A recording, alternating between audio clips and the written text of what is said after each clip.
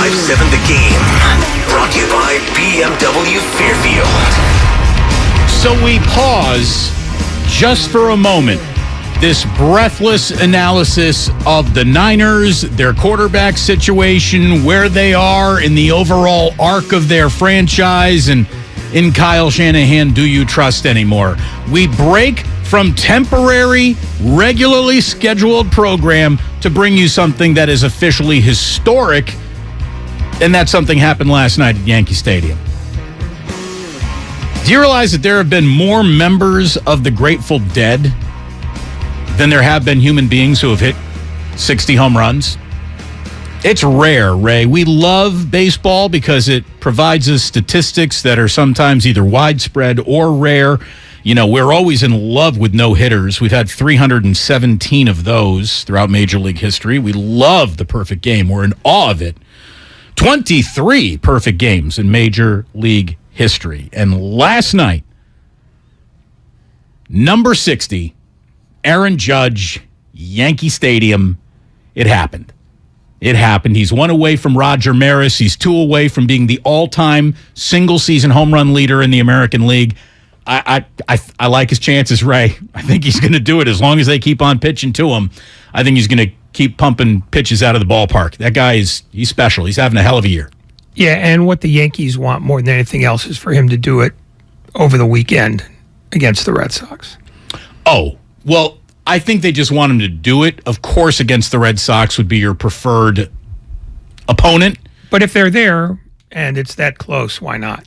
They just don't want to do it on Friday because they're going to be on Apple TV on Friday. So if Aaron Judge hits his 61st or 62nd home run on Apple TV, there will be 15 people watching. I don't care. If Katie Nolan is describing the home run, it's worth it to me. Really? Oh, absolutely. Why not? For someone who is literally the most persnickety, snobby announcer person I've ever talked to, you're going to someone who may qualify as one of the worst Major League announcers of all time. I'm good with baseball. You're such, I'm good with baseball being punished for chasing money this desperately. You are such a contrarian. Because they've had a chance to change this. And they said no, it stays where it is. Okay. I mean, I like Katie Nolan anyway. And frankly... Here's the thing. I like Katie Nolan. Katie Nolan in a broadcast booth? No, thank you. No, thank you. I'll tell you what. Studio show? Sure. I'll take her over John Sterling any day for any reason. Well, how dare you? The 3-1. Swung on that. There it goes. Deep left. It is high. It is far. It is gone. He's tied the babe. It's a Judgian blast. His 60th home run of the year. Wow. All rise. Here comes the Judge. It's an 84-year-old man. You should have some respect for him. He's also an absolute gem of a human being. Have you ever talked to John Sterling? Yeah. He's wonderful. All I'm saying is his game has slipped. At 84? I mean... You're lucky if your back isn't slipping. Well, at 84, I plan to be horizontal. But, but I mean, just if you want to find out why I feel the way I do about John Sterling now, listen to the Giancarlo Stanton Grand Slam. We know what part of his calls are obnoxious and hard to digest, and what parts aren't. John Sterling, WFAN number 60 last night. Sixth major leaguer of all time to hit 60 or more home runs in a single season. He is now leading in the 3 sacred Triple Crown categories. There have been 9 60 home run seasons, but again, generated by just 5 players: Barry Bonds, Mark McGwire, Sammy Sosa, Roger Maris, and some guy named Babe Ruth. So it's an absolute moment in time that if you're a Yankee fan, you're excited about. How about the guy who got the ball? He wants him and his group of friends to take a picture with Aaron Judge, get a signed bat and a few balls. Dude, like I used to be very much in the camp of, it's cool if you could just take the ball and give it back to someone. It's like a generous, altruistic kind of thing to do. But then once I determined that Major League Baseball, its main reason to exist is to not romance baseball, but to just shake the change out of your pocket should you identify as a baseball fan and go, whenever you have an opportunity to put Major League Baseball over a barrel, you have to. You have to. So no more, I just wanted to meet Aaron Judge and give the ball back. Now you just handed him $100,000. You just took $100,000 out of your pocket. Maybe not this one. This isn't the one that's worth 100. The next one is definitely a six-figure baseball. The one after that is a six-figure baseball that probably starts with a 5. Yeah, I mean, I don't know how to grade that, but you're in the right direction. And frankly, if the guy is satisfied that he got a square deal, fine. Because you're right. Baseball's not giving you a square deal. Ever. They'll sit there, they'll walk up and go, yes, Aaron would like the ball. Yeah, so would I. Yeah. All he did was hit it. I caught it. Exactly. And I didn't even have a glove. I performed the magic here. Look, it's something else. Asked if, do you think he will get to Barry Bonds? I don't think he will do that. At some point, ego kicks in, and guys are going to stop pitching to him. And he's also completely running out of time. I mean, this was before he got to where he needed to get to last night. He had to hit 14-something home runs over the last 16 games of the season. The amount of guys who have ever hit 14 home runs over a 16-game span, again, the all-time list is 6 players. I mean, he just joined another all-time list as the 6th player who did something that rarely ever happens.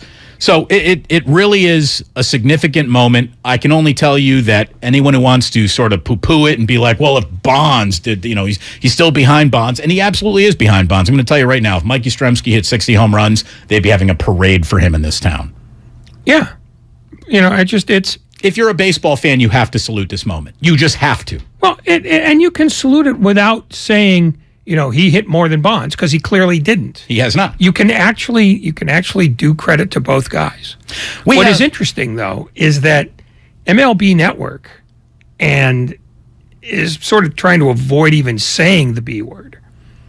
They're Balco? Yeah, that's it. I mean, they're soft pedaling that part of this as much as is humanly possible, because you're talking about Sosa, you're talking about McGuire, you're talking about Bonds.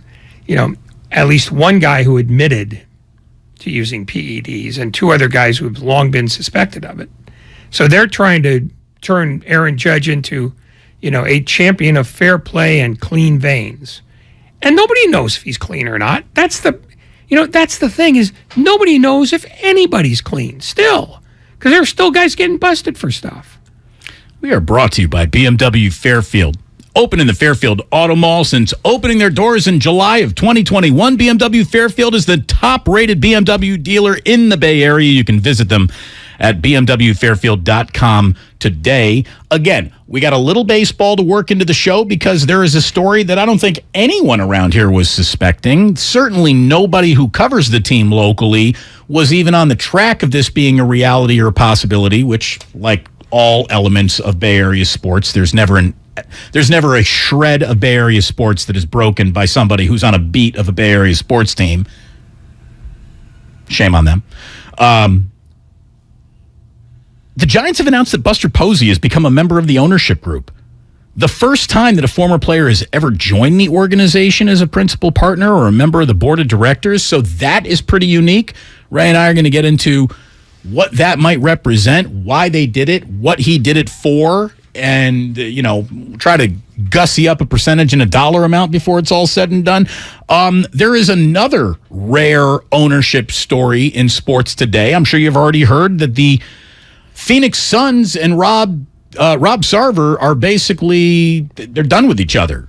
Sarver is going to go ahead and put the team up for sale, bowing to certainly a very good deal of business pressure, internal inside the NBA pressure, but a lot of public pressure to sell the team. And I wonder if this might be a new sign of the times that might trickle to other sports. So we're going to get into that today. We're going to have Kyle Juszczyk joining us today. We're really looking forward to talking to him.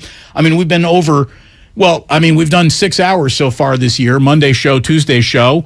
And I don't think we spent a single minute not talking about Trey Lance, Jimmy Garoppolo, the injury, how we got here. So we sort of know how we got here. And how we got here is very interesting. It is a zigzag path. It is nuts. Today's show, I think, needs to start focusing on where do we go from here. Because there's a game against the Denver Broncos that honestly, when the schedule came out, I didn't think looked very winnable. Now it looks a lot more winnable, not because Jimmy Garoppolo is the quarterback of the 49ers again, but because the Denver Broncos may not have a head coach who knows what he's doing. That's something that Peter King talked to us about yesterday. I know Mike Florio stopped on by the morning show. He said one thing that was interesting. Then he said a lot of things that disqualify him, I think, from talking about the 49ers with any authority, because if you don't understand how authority runs throughout an organization, then you really can't speak of them with any authority. And Mike Florio clearly does not know how the 49ers are run. He admitted to that today. Of his own volition. Again, he should have pled the fifth on this one. We got ourselves a really good show today. What does 60 home runs sound like on Yes Network? Oh. Here's the 3-1. Drill deep to left field. There it goes. Number 60. Slide over, babe. You've got some company. Aaron James Judge has tied George Herman Babe Ruth with 60 home runs. Michael K., Yes Network. 61, it's going to happen. 62, it's probably going to happen. 73, I wouldn't be banking on it. We got ourselves a great show for you today. It's good to have you here. Kyle Juszczyk in our 5 o'clock hour. He's going to talk football with us. We're going to give him a crate of meat, and everyone walks away happy, and hopefully you will too. Damon and Ratto here on 95.7 The Game, brought to you by the San Diego Tourism Authority. You can start and plan a trip today down to San Diego at sandiego.org. Talk saves lives. Join us for Odyssey's I'm Listening special, our annual 2-hour national mental health conversation, Wednesday, September 21st at 6 p.m. You'll hear from Drew Robinson, whose story is one you have to hear. Former Heisman Trophy winner Ricky Williams will also join us to talk about his struggles. The 2-hour special is a constructive and supportive conversation about our mental wellness. I'm Listening, Wednesday, September 21st, starting at 6 p.m. right here on 95.7 The Game and on the free Odyssey app. For more, visit imlistening.org. Remember, talk saves lives. Do you think all premium fuels are the same? Well, your engine doesn't. Shell V-Power Nitro Plus helps keep your engine running like new because it's engineered to defend against 4 main engine threats: gunk, wear, corrosion, and friction. So next time, choose Shell's most advanced fuel ever. It's fuel for thought. In engines that continuously use Shell V-Power Nitro Plus premium gasoline. The gamer, the call maker, the experience chaser. What if you could be everything all at once? Galaxy Z Fold 4 is powered by the Snapdragon processor for world-class performance and lightning-fast speed to turbocharge your multitasking. How about an expansive edge-to-edge screen for immersive gaming, hands-free video calls with flex mode, and multi-window view to use up to 3 apps at the same time? With Galaxy Z Fold 4, do more with ease and make multitasking a breeze. Available now at Samsung.com. Traveling, volunteering, spending time with family.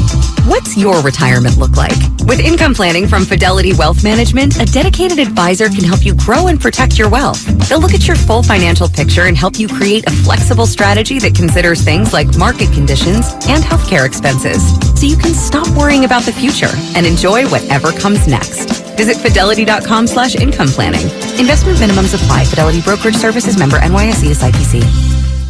Bart is turning 50 and we'd love to celebrate with you. Get 50% off your ride in honor of Bart's 50 years of service to the Bay Area when you pay with Clipper. That's 50% off Clipper Bart fares for the entire month of September. Add Clipper to your digital wallet for free. If you're eligible for other Clipper discounts like youth or senior fares, you get to take an additional 50% off those too. Details at bart.gov/50 years. That's bart.gov/50 years. Celebrate Bart's 50 years of service with us this September. Let's go! Are you ready for your palm reading, my dear? Yeah, let's do this. I sense that you crave something. More reliable. Right. You know you deserve better and want out of a relationship. Yes, with my big name wireless carrier. You're who now? My big name wireless carrier. That's why I switched to Xfinity Mobile. Now I get unlimited with 5G for $30 per month on the most reliable 5G network. Let's talk about your aura. It's so... And get this. They can even save you hundreds a year on your wireless bill over T-Mobile, AT&T, and Verizon. Wow, that's actually really impressive. Yep, but you already knew that, didn't you? Oh yeah, I definitely saw this coming. Start seeing savings today. Switch to the fastest mobile service, Xfinity Mobile. Now with the best price on 2 lines of unlimited, just $30 a line per month. Switch today. Xfinity Internet required. Price comparison for 2 unlimited lines under available 5G pricing plans of top 3 carriers. Taxes and fees extra. Reduced speeds up to 20 gigabytes of usage per line. Most reliable based on root metrics. US report. Comcast analysis of mobile Wi-Fi and cellular data from Ookla Speed Test Intelligence Q2 2022. In Sunnyvale, clear skies overnight, lows in the high 50s. Brought to you by Ashley Furniture. Your neighborhood Ashley store has all the styles, selection, and value you'll need to invite fall in this season. Find furniture you'll love by shopping locally or visit ashley.com today. For all contest rules, go to 957thegame.com/rules. Visit Friedman's Appliance in Pleasant Hill September 23rd through September 25th for their fall clearance sale event and take advantage of one-of-a-kind opportunities. Visit Friedman's Appliance Fall Clearance Sale event for the best time to save on new appliances for your home. You're the one who protects the flock, and that requires an eye for detail. Because when safety and well-being are on the line, it's the details that can save lives. Even when no one else is watching, you see everything. Grainger gets you, and we're here for you, and all the ones who get it done with a wide range of safety products and solutions, plus board-certified safety consultants here to answer your questions. Call, click Grainger.com, or just stop by. Grainger, for the ones who get it done. Hi, Tom Bodette with a shout out to Uncle Rick. You know him. He shows up at the family reunion in a muscle shirt without muscles, stealing noses off the kids' faces. He brings a nugget of wisdom, too, like staying at Motel 6. They have clean, comfortable rooms where he can kick off his flip-flops and great low rates, which is handy since he's always saving up for a speedboat or something. I'm Tom Bodette for Motel 6, and we'll leave the light on for you, Rick. Wendy's new French toast sticks are so delicious, some are saying that they're better than their mom's breakfast. Excuse me. Did you just say Wendy's new French toast sticks are better than my breakfast? Mom, is that you? Answer the question. I said some people are saying that because they're so crispy on the outside and fluffy on the inside and perfect in every way. Uh-huh. And what do you think? I think it's time to tell people to choose wisely. Choose Wendy's new sweet and crispy home-style French toast sticks. That's still not an answer. At participating U.S. Wendy's during breakfast hours. What's your retirement look like? With Fidelity Income Planning, a dedicated advisor can help you create a flexible income strategy to grow and protect your wealth so you can stop worrying about the future and enjoy whatever comes next. Investment minimums apply. Fidelity Brokerage Services, member NYSE SIPC.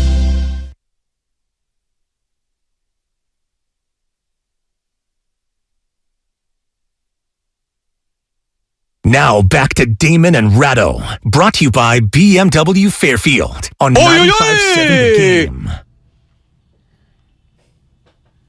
I mean, it's one of the greatest songs ever written. And it's September 21st, so you just have to. I don't think you're allowed to have a radio show without using this as a rejoiner at least once. You have to. You absolutely have to. I feel good about Earth, Wind, and Fire every single time I hear them, Ray. Okay. Do they make you feel anything? Or are you even dead inside to Earth, Wind, and Fire? Oh, I'm dead inside to almost all things. But you like music. I've caught you liking music. Yeah, but this is too popular for me. Okay. Again, while the nation zigs, Ray Ratto zags. Or I just sit inert, because I'm good with that, too. It is good to be with you today. Hello, everyone on YouTube. I see you already chit-chatting. San Jose Jazz fan, Mr. Bridge, Spec Ops guys there again. Mike Honcho. Okay. Otis Bird the third, the king of all 95.7 The Game listeners. All hail Otis Bird the third. Bird is the third. Let's see. So that's what's going on. Somebody was like, what were you guys asked to say hello to? No one asked us to say hello to any of you. This is the kindness of my heart being exercised right here in the glory of radio for all of you. But hello, thank you for listening. It seems like you all have a very nice little chit-chat group, and you're all friends, and you like each other. You might hate us, but you like each other, and that's good.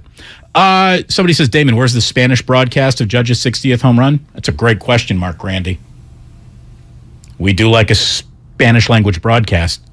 Let's hear Judge in 60 if you can find it. We did not prepare for that request, but we will see if we can meet it. We're playing all the hits today here, including September by Earth, Wind, and Fire.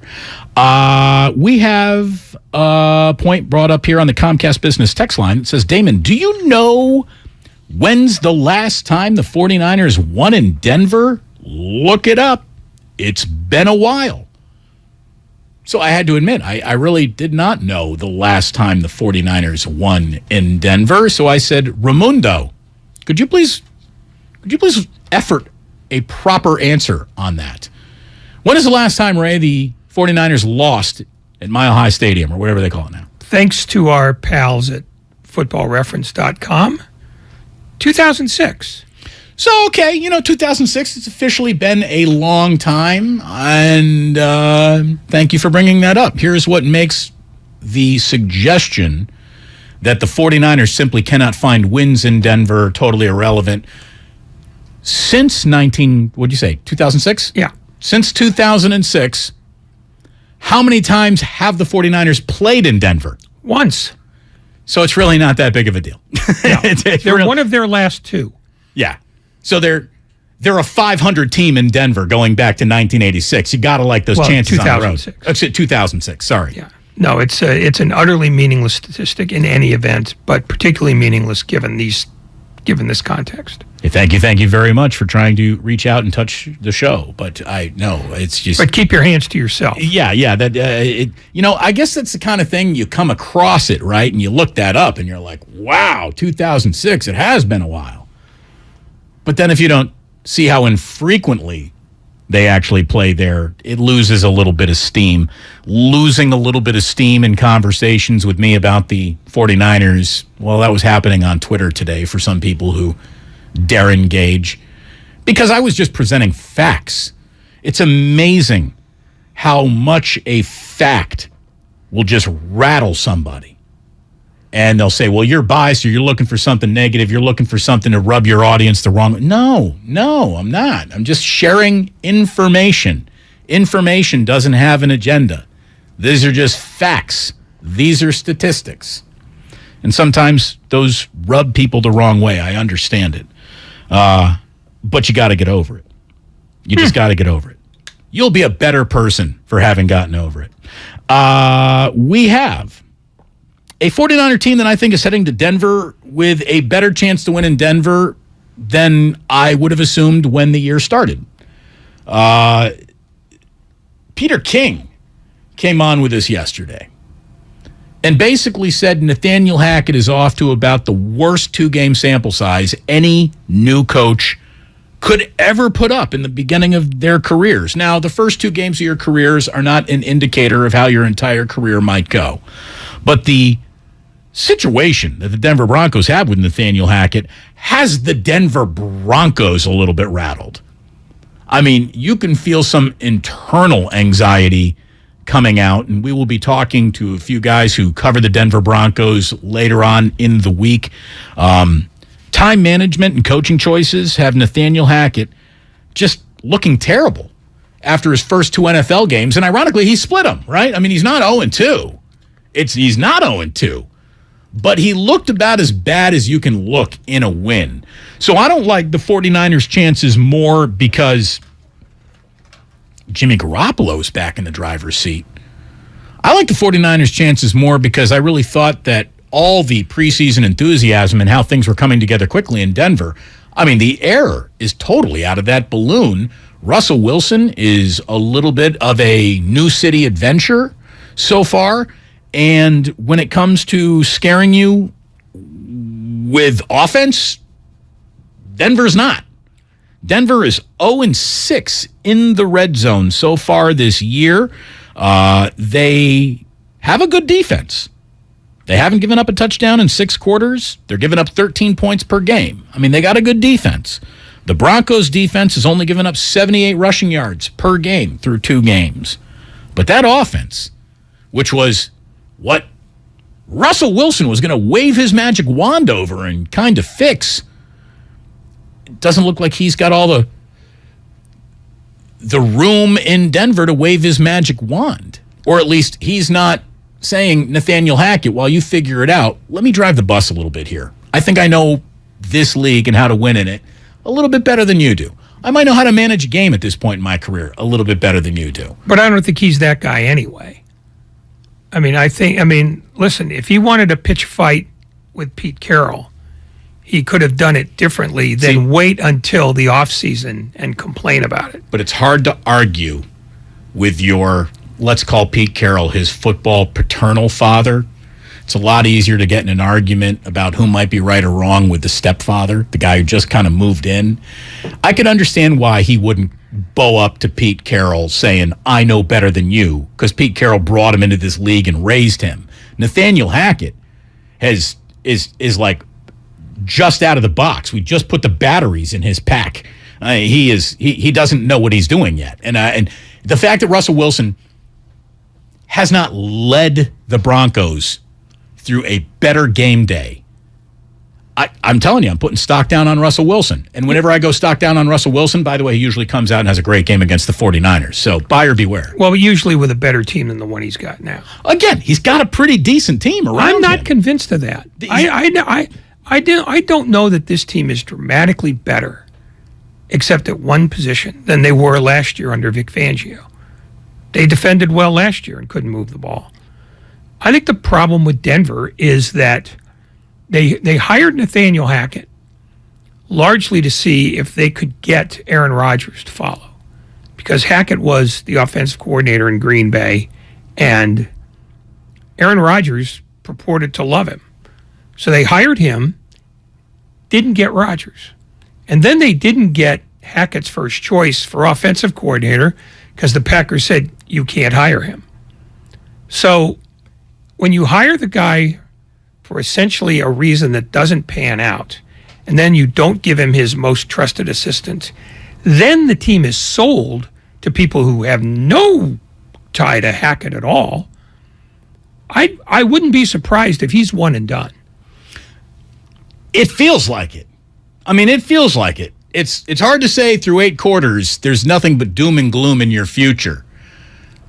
But if the Niners roll in there this Sunday night, and they look good against this Denver team who has trouble scoring, moving the ball against the 49ers, which a lot of teams better have that problem this year if the Niners are going anywhere, the heat gets turned up. The heat gets turned up even more under Hackett. So it's a big, big week for him. Obviously, all weeks are big with the Niners because we are getting to know each other again. Look who's back. It's Jimmy Garoppolo and the 49ers. By the way, Kyle Juszczyk will be joining us today at 5:15. We're looking forward to talking to him. I know that the morning show had Mike Florio on. Now, Mike Florio said a few things that were, pretty interesting, I thought. But then he sort of circled back at the very end of the interview to let you know that when it comes to how the Niners work, he really doesn't have any working knowledge of how the 49ers work.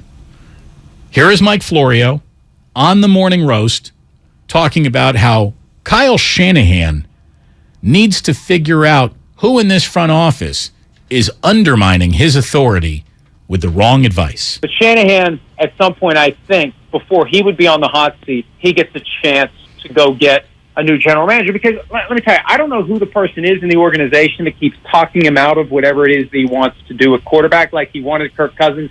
They talked him into Garoppolo. The thinking is he wanted Mac Jones. Somebody talked him into Trey Lance.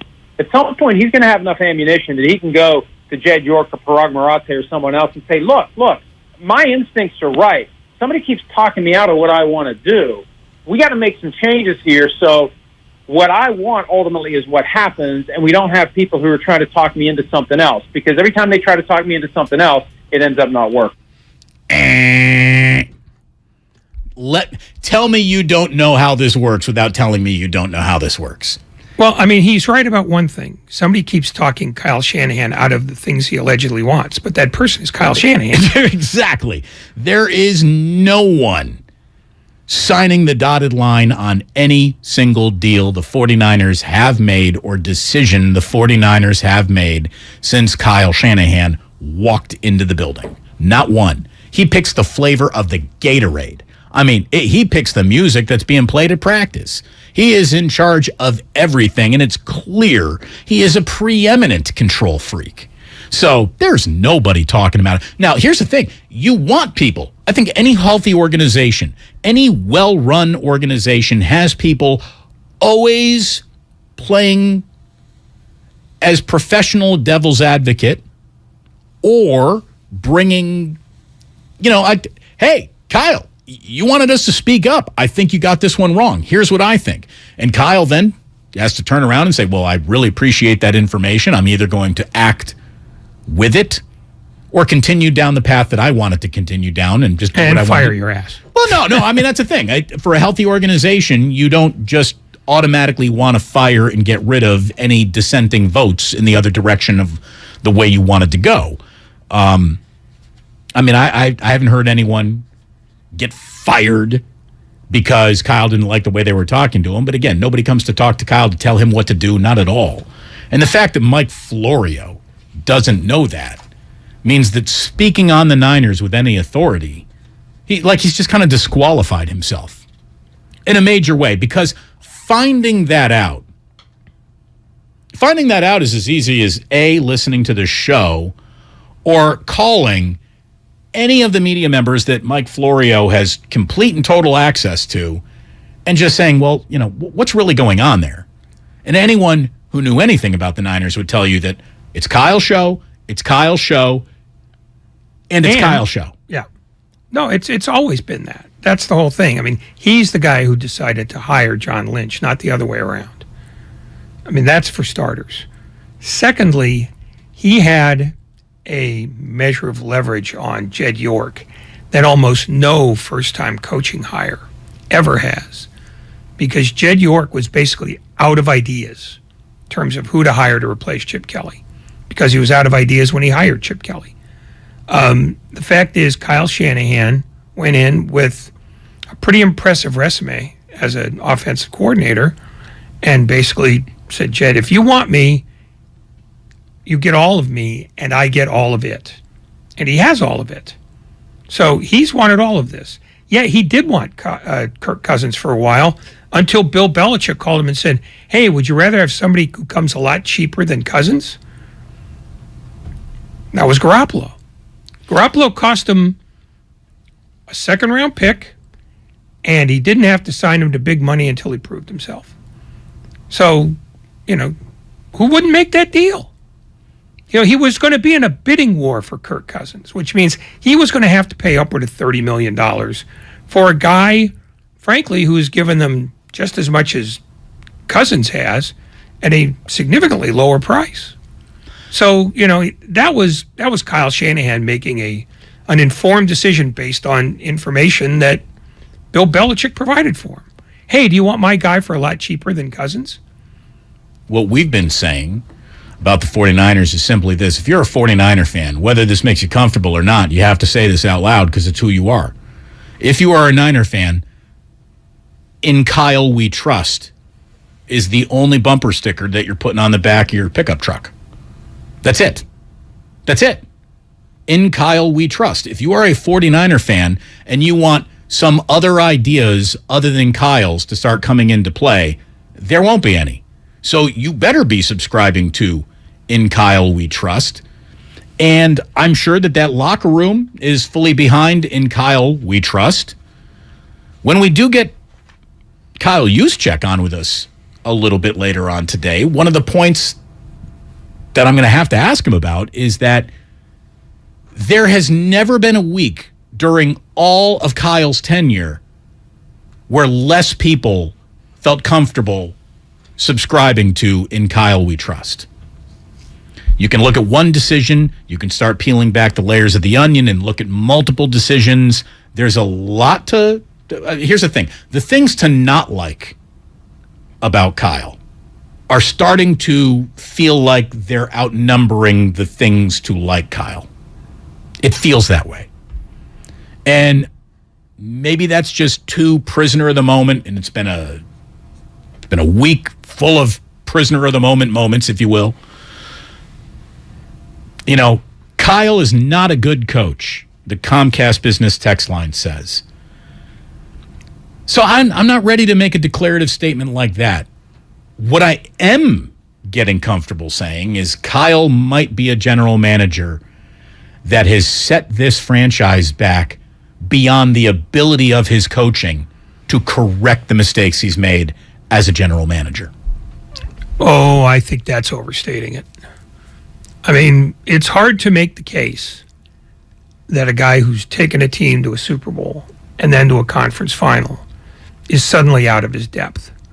Because his general managership, while it's not universal, there have been enough good decisions that you have to say, to be as minimally charitable as possible, is it that he's about average. I mean, the truth is... Well, I mean, if you wanted to use a record to describe who he is about and just a tick below average. He is yet to be a 500 head coach as the San Francisco 49ers. The thing about evaluating him is you have to consider the circumstances under which he came, which was with a franchise that was as awful as possible. And it takes 2 years just to get the boat stopped when you're heading down. He did.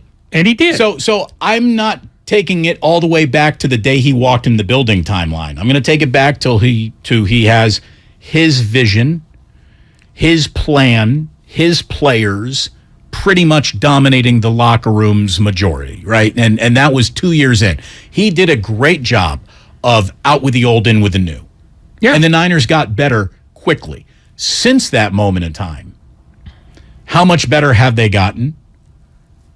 And how much better did Jimmy get underneath him?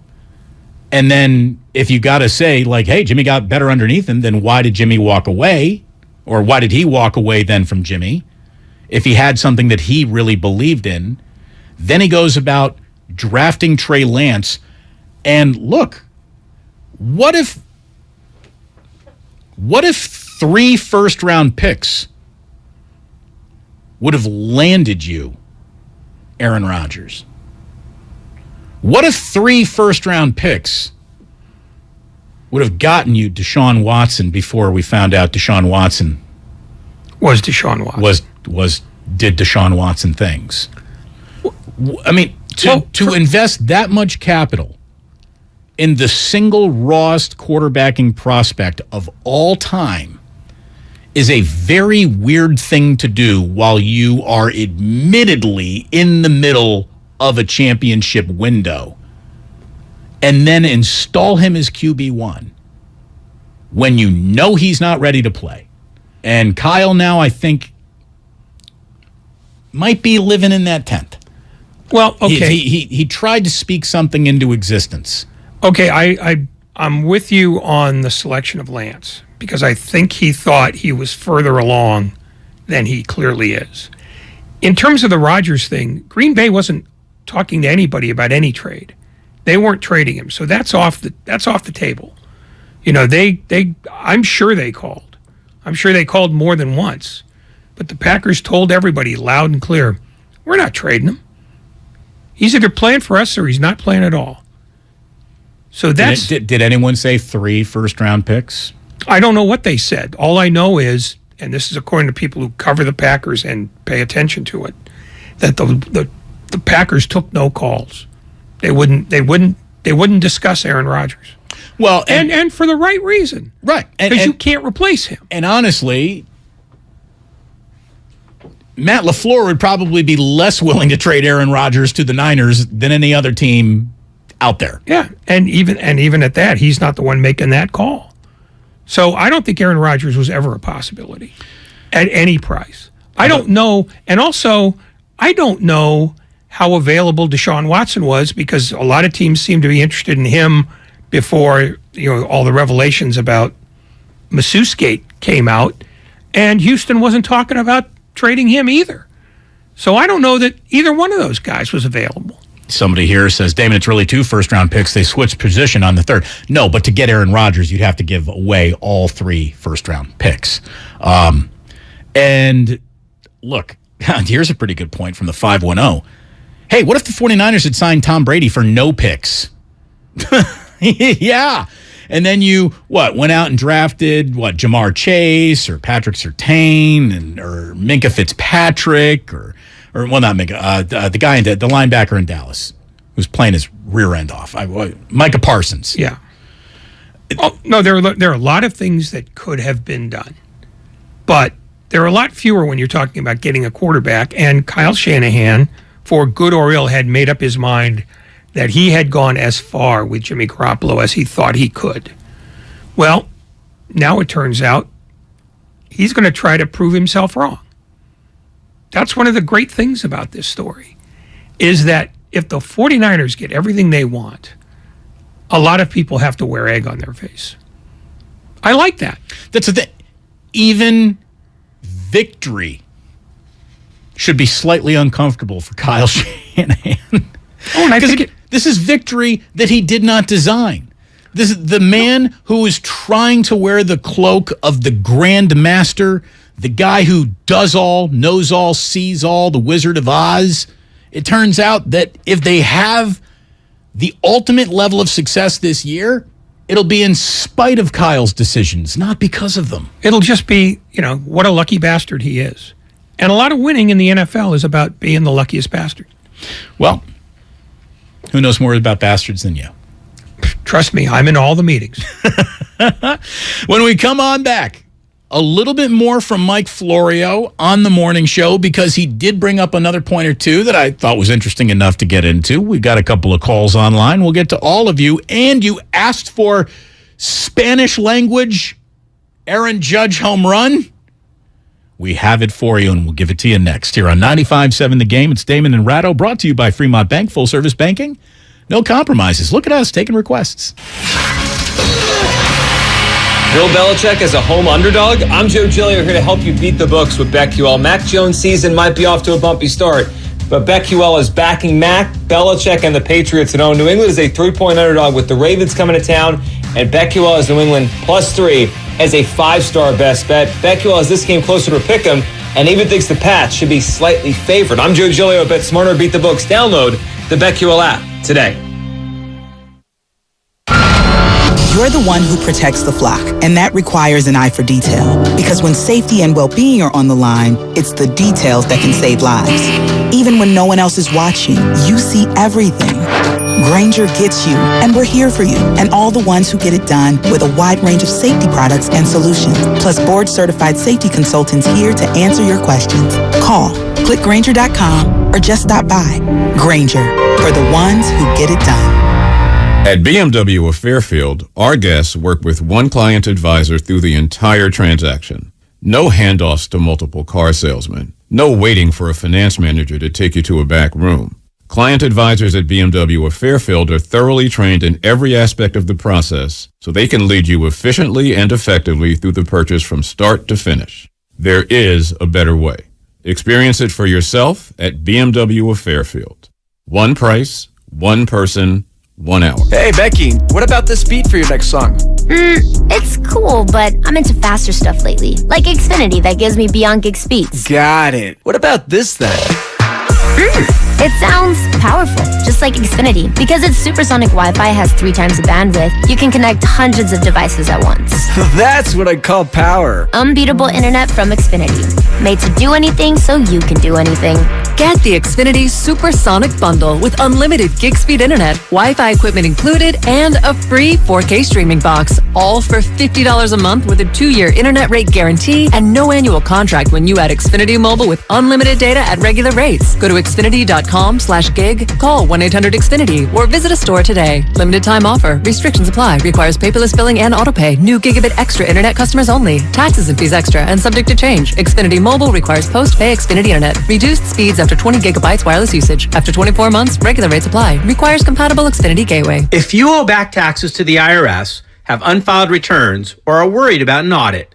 The IRS is hiring 87,000 new agents to address these very issues. That means if you need to get your tax problems resolved, now is the time to get started. I'm tax attorney Robert Goldstein, and my firm specializes in helping individuals and small businesses resolve their tax problems. We work to stop IRS and state seizures. We may be able to settle your tax debt for pennies on the dollar with an offer in compromise. We prepare your past due returns, even if you have no records, and represent you before the IRS and state in an audit. At the law offices of Robert Goldstein, the consultation is always free, and we have offices located throughout the Bay Area. To schedule your free consultation, call 1-888-TAX-EXIT. That's 888-TAXEXIT. 888-TAX-EXIT, and make us your last stop. 1-877 Cards for Kids. KARS Cards for Kids. 1-877 Cards for Kids. Donate your card today. 1-877 Cars for Kids. KARS Cars for Kids. 1-877 Cars for Kids. Donate your car today. Donate your car today at carsforkids.org. Your car, running or not, can be picked up as soon as the next day. No title, no problem. Call 877-CARS-FOR-KIDS or go online at carsforkids.org to donate today. 1-877 Cars for Kids. KARS Cars for Kids. 1-877 Cars for Kids. Donate your car today. Now accepting donations of land, homes, buildings, or any kind of real estate. Some fans gear up for game day, but some fans follow their team every day. That's why the Locked On Podcast Network has a daily podcast for your favorite NFL team. Every trade, every overtime win, every game. Our local experts cover the biggest stories around your team every day. Search Locked On plus your favorite NFL team on the Odyssey app or wherever you get podcasts. The Locked On Podcast Network, your team every day. MVP's bonus days are back at Lowe's. Right now, get a special BOGO offer from Bosch. Buy a select Bosch 18-volt Bear Tool, get a battery free. Shop savings on all of our top pro items. Plus, MVPs earn up to 3 times bonus points on select products. Join today and redeem points for products designed to level up your business. Don't miss MVP's bonus days, happening now at Lowe's. Pricing and offers subject to change at any time. Bonus points calculated before taxes and fees after applicable discounts, if any, valid through 9/23. The roar of our engines, the pump of our heartbeats, the pedal to our metal, the sparks that ignite us, the pistons that push us, the passions that drive us. From the feelings that move us to the places that pull us on the roads that unite us. With nearly 6,000 stores and over 17,000 auto care centers, Napa has America's largest network of parts and care, here to keep you firing on all cylinders.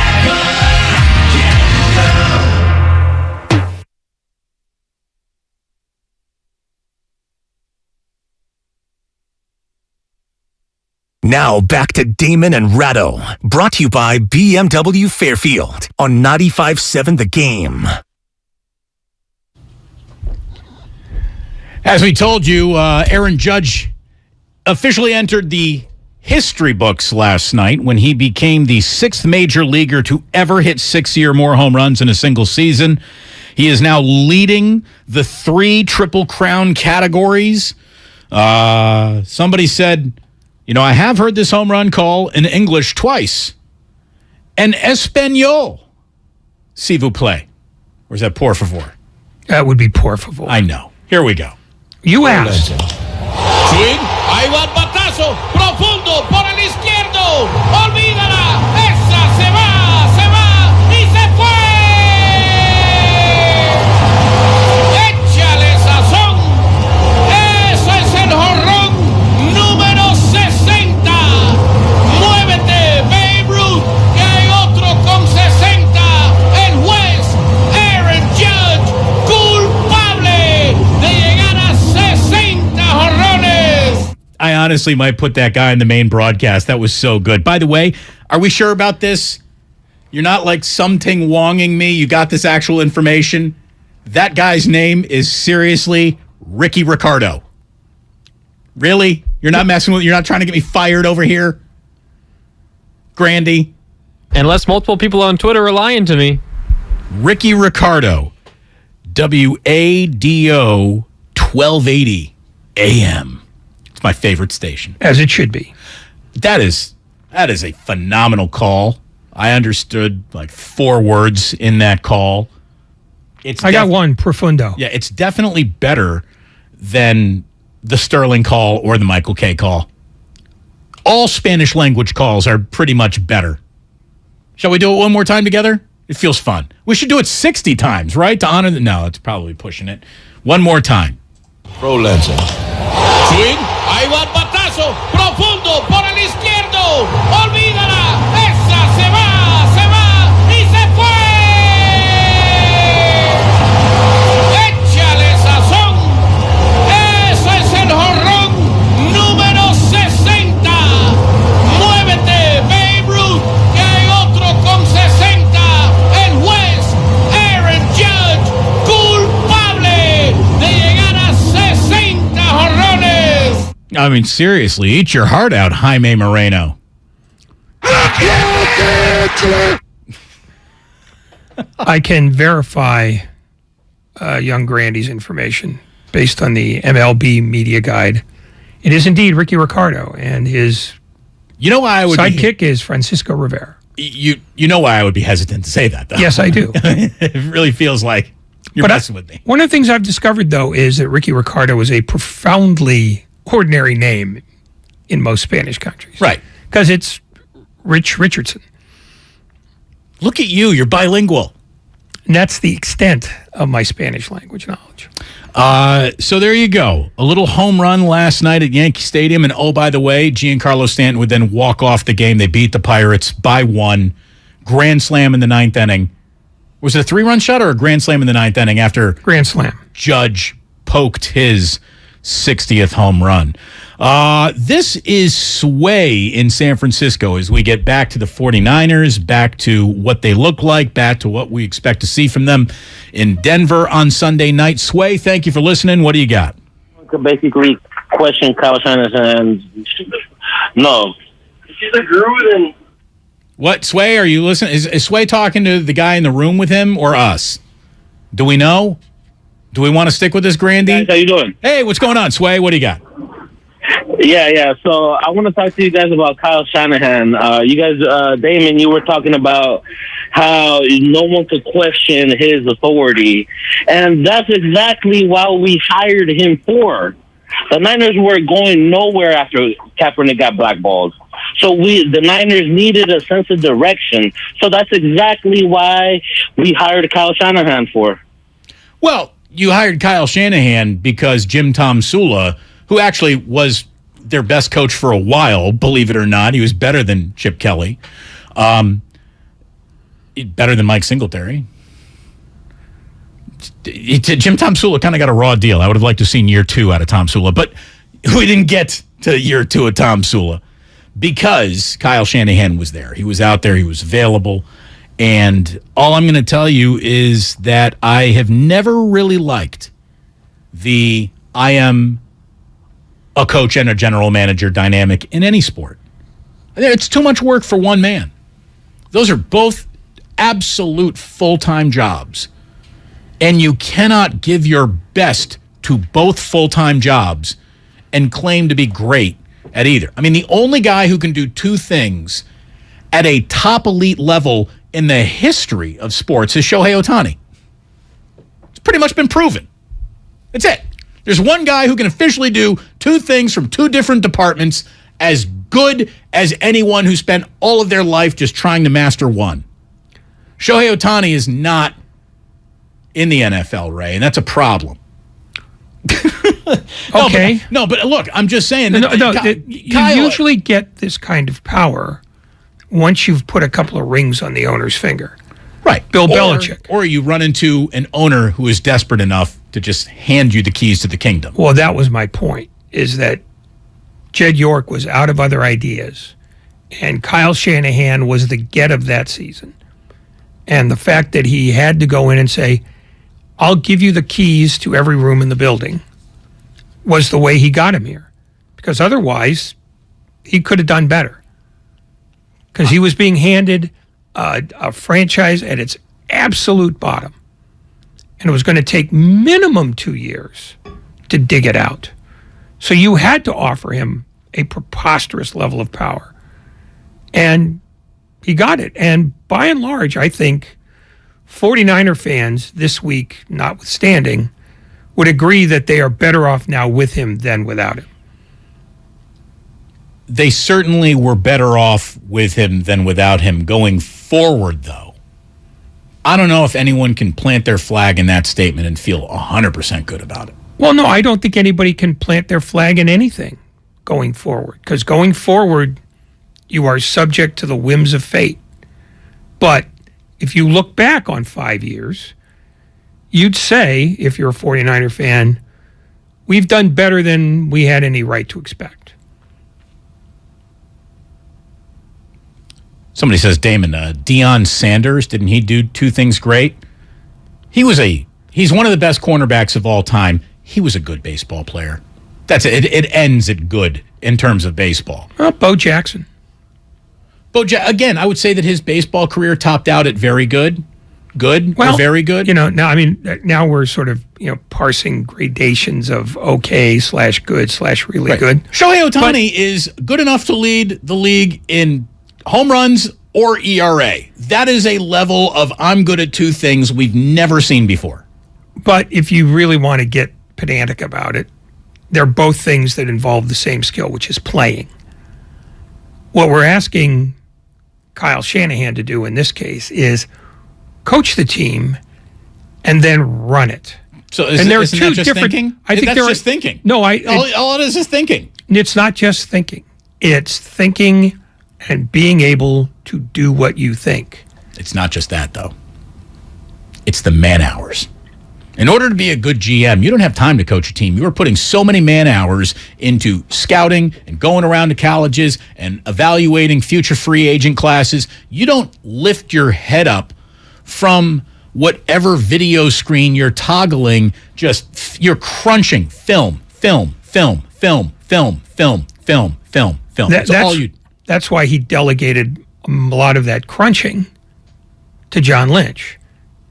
The difference is that Kyle Shanahan makes the decisions based on the data that Lynch helps provide. But again, if you are going to be married to the data that your GM is going to provide to you, aren't you looking for a GM who's done it at least once before? I mean, I think John Lynch was brought in because he's a fantastic football Hall of Famer. I have nothing but respect for John Lynch. I also thought that he was a very, he will always say the right thing. He will always look good in front of the media. He will represent the team perfectly. He's football's golden boy, John Lynch. He really is. Stanford educated him, handsome as the day is long, got pelts on his wall, won at the highest level, great player, Hall of Famer. There were a lot of reasons to bring him in. Because he's ever built a football team before, sure as hell wasn't one of them. No, but he wasn't being asked to build the football team. That's the thing. He's a pretty yes man. Well, he's more than a yes man, but less than a decision maker. Because when it comes time to make the initial calls on, let's say, a free agent or a potential trade, he's the guy who makes the first calls. And when it comes time to close the deal, the guy who's going to close the deal is Kyle Shanahan. And he's either going to do it by being on the phone himself or by saying, this is what I want, this is what we're going to pay him. There's a reason why the 49ers gave Kyle all that power. Because Kyle was coming off of a monster 2016. And that's the best year he's ever had as a coach. And he was an offensive coordinator over a quarterback who he definitely got the best out of, who might be a Hall of Famer himself, who had completely established himself already in the NFL, with one of the greatest wide receivers of all time, still sort of in the last of the inkling of his prime in Julio Jones. I think people forget because all anyone wants to remember was the epic Super Bowl collapse of the Atlanta Falcons. And that's definitely the way the story ended. It was a hell of a way to drop the curtain on the 2016 Falcons. But while the curtain was up, what they were was historically good offensively. They were incredible. Got some of these numbers here for you. So first of all, that's Matt Ryan's MVP season. So Kyle coached the very best out of Matt Ryan. There is no doubt about that. When all Shanahan had to focus on was a quarterback and offense, he shredded the NFL. Shredded it. That Falcons team is one of the best first down teams in football history. They averaged nearly 6.5 yards per play. Atlanta finished 2016 with 540 points. That's the seventh most at the time any NFL club had ever scored in a single season. He had 11 30-plus point games, the third most ever at the time in an NFL season, and 5 40-plus point games, ranking second of all time at the time, and that record might still stand.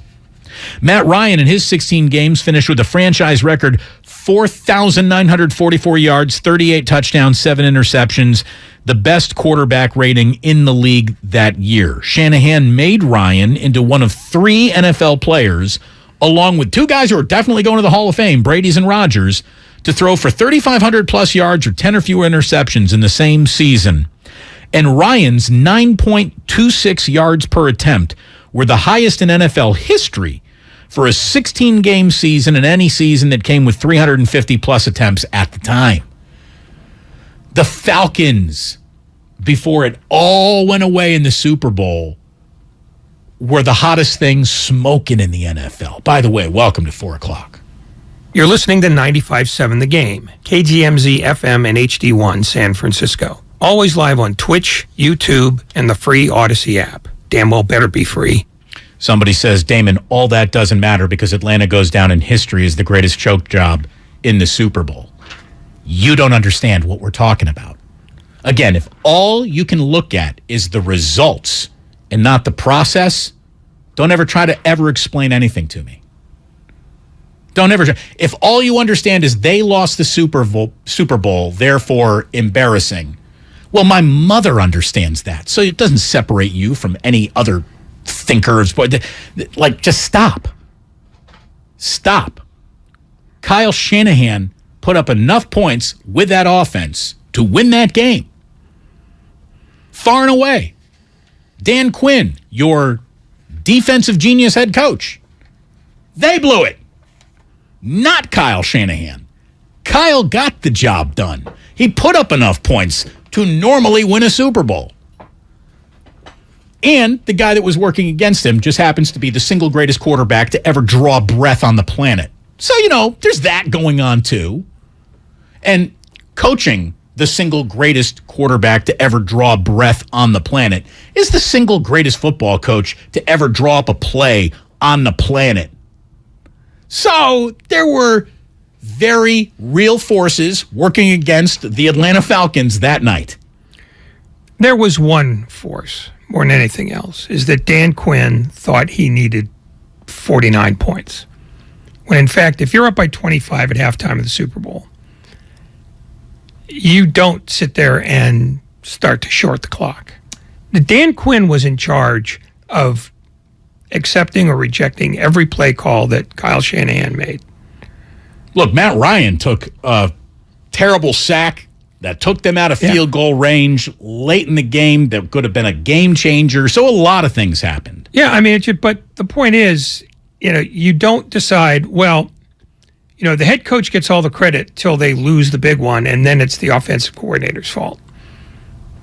It doesn't work that way. You don't get to hold both ends of the stick like that. Well, and the thing is, if you're looking for Kyle to have had a bad day in the Super Bowl that actually applies to the 49ers, that happened to the 49ers while Kyle was the head coach. What got him here is one of the greatest offenses of all time that he was the architect of. Kyle Shanahan also has the whole, this is all my family has ever done. It's the family business. I come from a line of coaches, and I have been, I am an up-and-coming name. And at the time in 2016, there was no denying that Kyle was about to be a head coach. The mistake might have been, though, not just paying him a king's ransom and giving him too much power. Because if power corrupts, absolute power corrupts absolutely is a nice old political saying, and I do think at times it applies to sports. And I'm not saying that Kyle is corrupt in some nefarious, angry, bad way, but there aren't enough hours in the day for most coaches. They'll admit that. It's why they sleep on couches in their offices, not in their king-size beds next to their lovely wives. It's also because they're crazy. And they're also maniacal about what they do. Crazy. And you have to be. You have to be maniacal to want to work an 18-hour day, 7 days a week, 6 months of the year. And that's what these guys want to do. That's why coaches have heart attacks. That's why coaches are unhealthy-looking groups. That's why coaches age like presidents. Like I said, crazy. Crazy.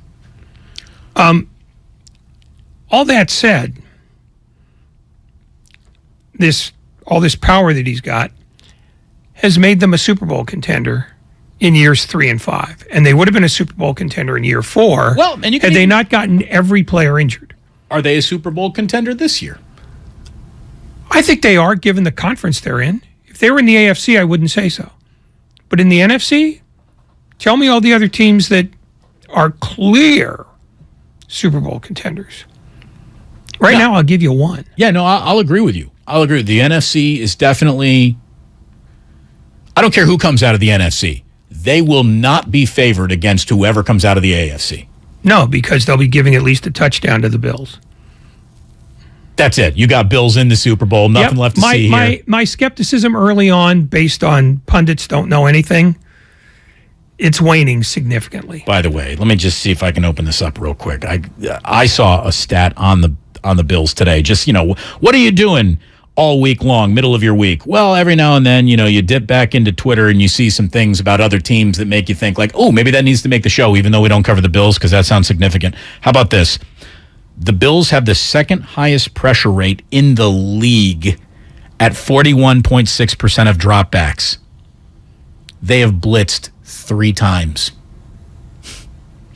When you can get to the opposing quarterback with your down lineman, that other team is by definition in trouble. This, by the way, is the exact same formula that the 49ers defense hopes to be running. And it's why the 49ers defense was in an NFC title game last year. They could get to your quarterback with 4 human beings. And was in the Super Bowl 3 years ago. Yep. I will say this about the Buffalo stat. When you're ahead by a lot, the other team can't run anymore, which makes it easier for you to just tear off after the quarterback when you know what play is coming. That said, they're still getting there over and over and over again. Well, and again, I don't know if a gentleman blitzes up 30. There's also a little bit of that, too. Well, that might be true. But clearly, if they're getting that much pressure, they don't need to blitz that much. They might just be as good as everybody says they were, which stuns me, not because Buffalo shouldn't be that good, but because everybody may have figured it out. And that's in a field of people that I regard poorly. Look, Kyle was really good when he got to the Niners. I think he's definitely chewing more than the apple than he can fit in his mouth. I mean, I really do. I have enough respect for him as a coach to say I think he'd be better suited to just be the coach. Really. He would be better if I would love to see what the 49ers offense looks like if that's literally the only thing he's concentrating on. Because let's be completely honest, since Kyle got here, the strength of this team, not for a singular day, has been the offense. He owes Robert Saleh and now DeMeco Ryans as much credit as he could ever pretend to claim for himself. This has been a defensive football. Everyone says you got to have an offensive coach, you got to have an offensive mind.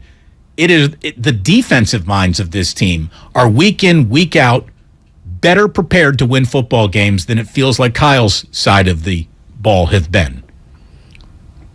Though the defense has better players. But no. There's none of that because Kyle picks all the players. Okay, then he gets credit for the defense too. He gets credit for picking the players. Yeah. Because here's the thing. Maybe Kyle would be a really good general manager and not a coach then. That's what I'm saying. There's too much going on. There may be too much going on. If he gets to a conference final again, 3 times in 4 years, I think you can make the case that he's got both jobs taken care of okay. I mean, the fact is, he is a chip off the old block. And his father was a guy who believed in running the ball and having a stout defense. This might just be his philosophy, period. Well, I mean, first of all, you're right. That's definitely part of the family crest. There isn't a Pop Warner football coach. Not one Pop Warner, I'm coaching 9-year-olds for the first time ever who doesn't believe in a solid running game and a stout defense. So you get no coaching bonus points for that. No, but if you learn that in JV. If it's your philosophy year in and year out, that's the kind of coach you are. It's the same kind of coach that Belichick was. It's every coach's philosophy, every game, every snap they'll ever play forever, except for Mike Leach. Or Andy Reid. Oh, Andy Reid believes in defense. Yeah, but he believes in offense more. If you told Andy Reid you can only coach one side of the ball, he's taking offense every time. I'm not convinced that Kyle Shanahan would take offense. Not the way he's built this team, and not the way he's resourced it since he built it. I mean, I can't agree to that at all. Okay.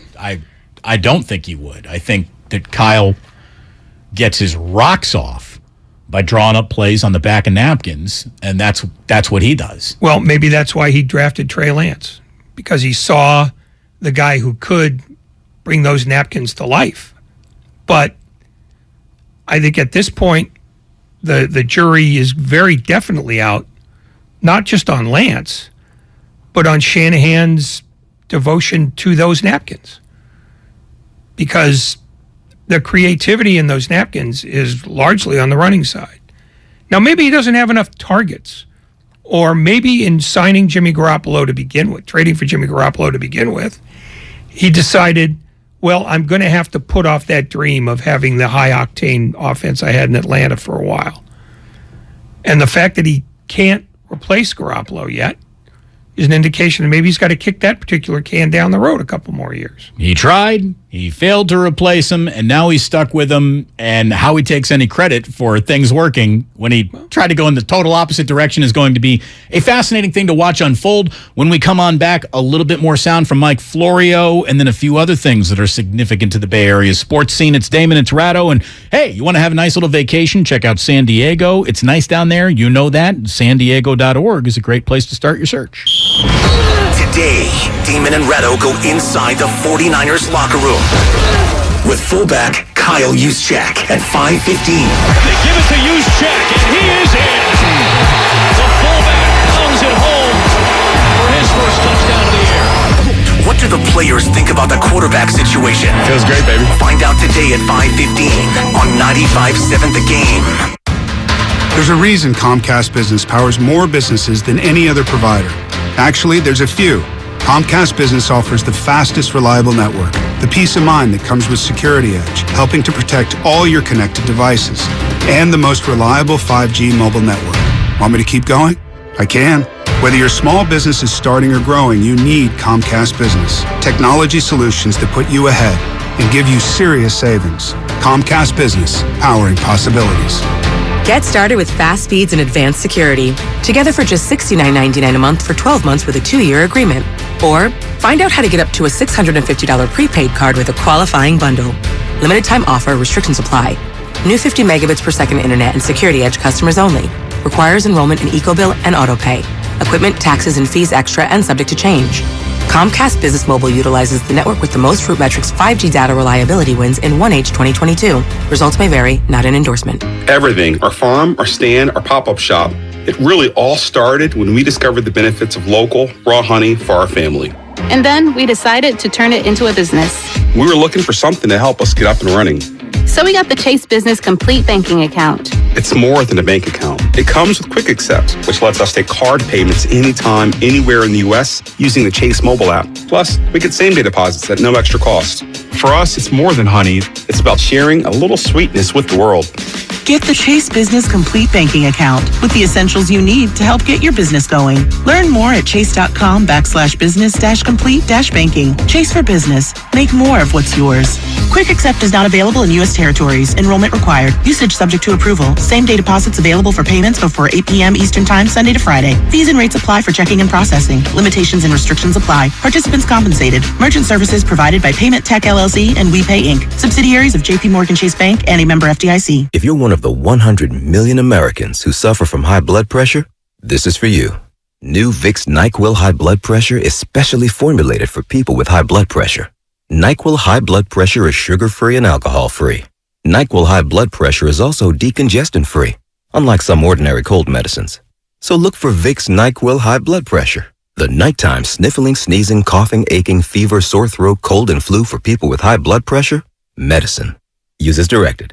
Dell Technologies' semi-annual sale has arrived, and it's time to upgrade to the latest business technology. Save big on laptops and desktops with Windows 11 Pro. Plus, get amazing deals on server, storage, and cloud solutions, as well as top work accessories, including docks, monitors, and more. Dell Technologies recommends Windows 11 Pro for business. Call a Dell Technologies advisor at 877-ASK-DELL. That's 877-ASK-DELL for special business offers during our semi-annual sale.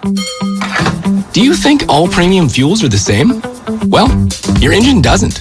Shell V-Power Nitro Plus helps keep your engine running like new because it's engineered to defend against 4 main engine threats: gunk, wear, corrosion, and friction. So next time, choose Shell's most advanced fuel ever. It's fuel for thought.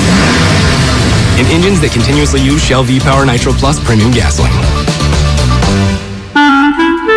The following is an attorney advertisement. If you get sidelined by a workplace injury, the workers' compensation attorneys at Boxer & Gerson can help get you back in the game. Our team of skilled attorneys will fight by your side for the treatment and compensation you deserve. We care about justice for injured workers. That's what makes us Northern California's premier workers' comp law firm. Call Boxer & Gerson at 510-345-2341 or visit boxerlaw.com for a free consultation. Boxer & Gerson, your life is worth the fight. Traveling, volunteering, spending time with family. What's your retirement look like? With income planning from Fidelity Wealth Management, a dedicated advisor can help you grow and protect your wealth. They'll look at your full financial picture and help you create a flexible strategy that considers things like market conditions and healthcare expenses, so you can stop worrying about the future and enjoy whatever comes next. Visit fidelity.com/income planning. Investment minimums apply. Fidelity Brokerage Services, member NYSE SIPC. Today's Throwback Thought is brought to you by Kentucky Fried Chicken. Let's take some callers. Tony from Houston. Any throwbacks for us? Yeah, hi. I remember when you could get a whole meal for just $6. But now? You still can with KFC's 2-piece drum and thigh combo. Crispy chicken, mashed potatoes, a biscuit, and a drink for just $6. Is this an ad? Thanks, Tony. Order KFC's 2-piece drum and thigh combo on the KFC app for just $6. That's finger licking good. Price and participation may vary. Limited time offer. Tax extra. Man, I slept. New ZQuil Pure Z's Restorative Herbal Sleep is made for people who are tired of being tired. I've never slept like this before. I've never woken up like this before. A melatonin-free sleep aid made with a botanical blend that contains clinically studied and effective valerian root, hops, and passion flower, shown to help promote better restorative sleep. ZQuil Pure Z's Restorative Herbal Sleep. Sleep this good. Feel this good. Available at retailers near you. In Sunnyvale, clear skies overnight, lows in the high 50s. Brought to you by Ashley Furniture. Your neighborhood Ashley store has all the styles, selection, and value you'll need to invite fall in this season. Find furniture you'll love by shopping locally or visit ashley.com today. Visit Friedman's Appliance in Pleasant Hill September 23rd through September 25th for their fall clearance sale event and take advantage of one-of-a-kind opportunities. Visit Friedman's Appliance Fall Clearance Sale event for the best time to save on new appliances for your home.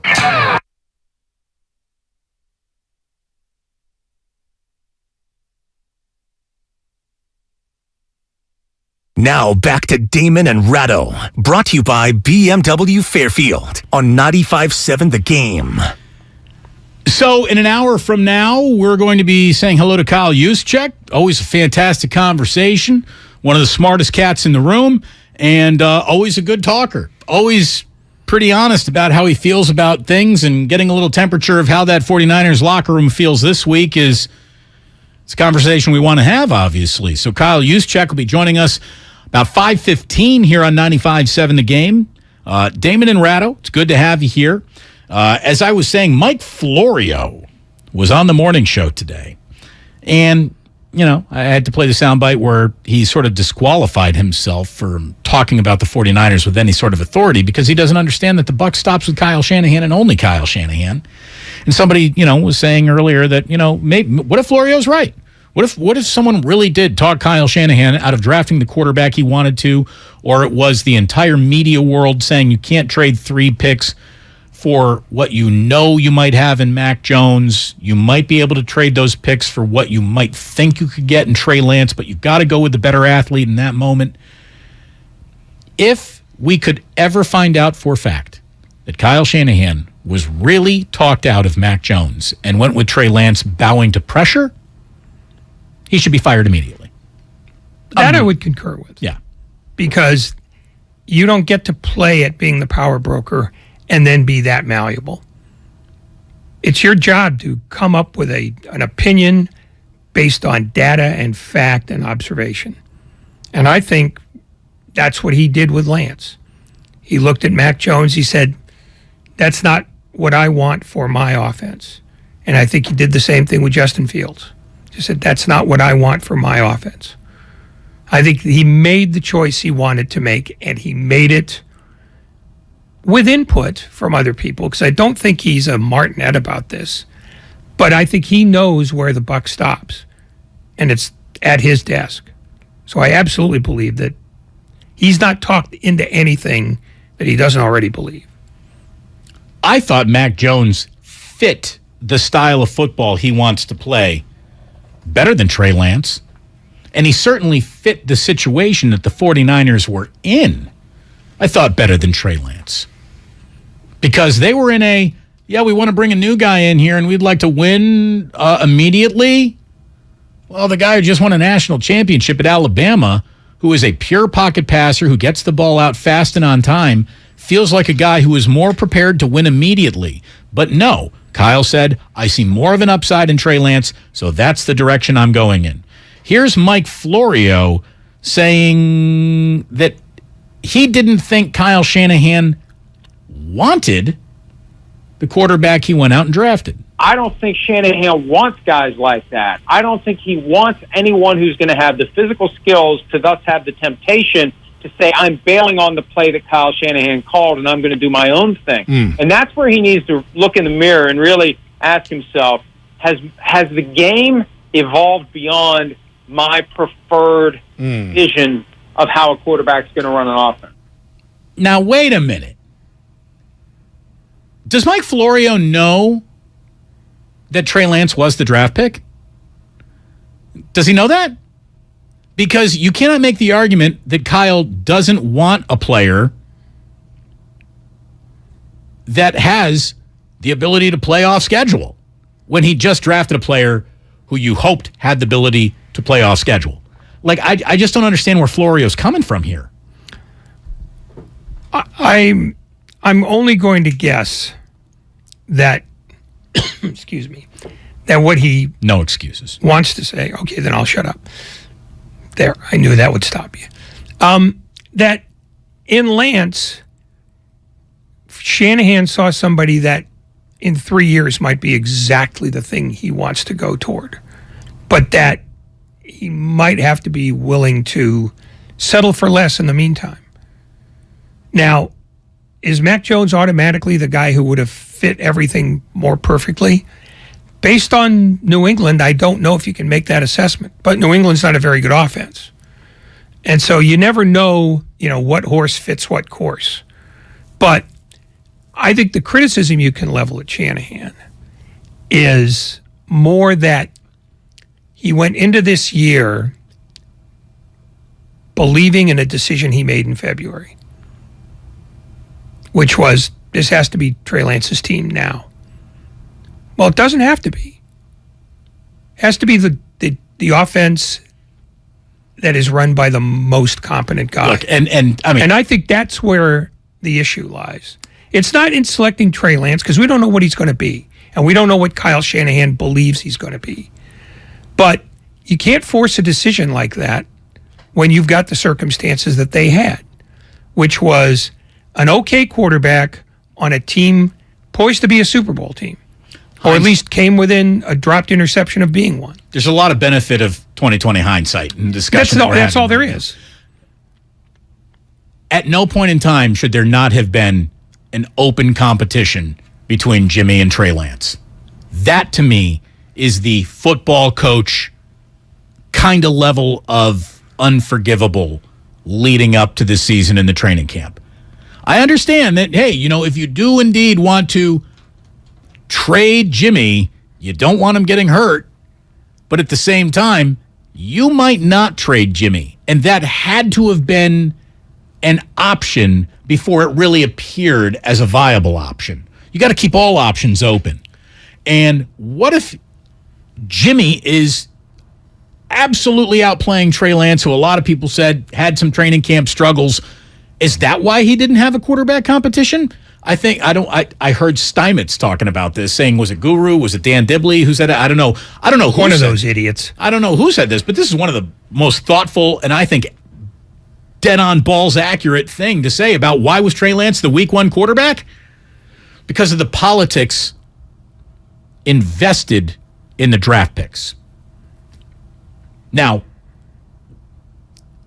I think that there's some truth to that. I also think that it's a silly thing to bow to when you don't need to worry about the politics because you're the only politician in the room, Kyle. See, that's the flaw in the argument that I see, is that Kyle Shanahan doesn't have to play politics here. I think he wanted Trey Lance to be the quarterback because he went out of his way early on to say, one, Trey Lance is our starter next year, and two, we're going to try to trade Jimmy Garoppolo. And he would have if he could have. You certainly would have. But circumstances changed the minute Garoppolo's people said, you're going to need surgery on this. And second, I think the one thing that Shanahan didn't recognize, and this is the one thing I think he didn't recognize, is that you can undo a decision. You didn't have to declare Trey Lance the starting quarterback in February. You could have waited.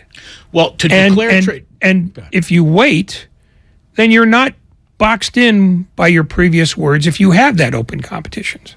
Right. Keep your own counsel. Why go on record one way or the other? Yeah. I mean, I think that's where the failure is. Well, what was so funny is that he played the whole, Trey Lance is, he was so ambiguous about when you might see him in his actual rookie year.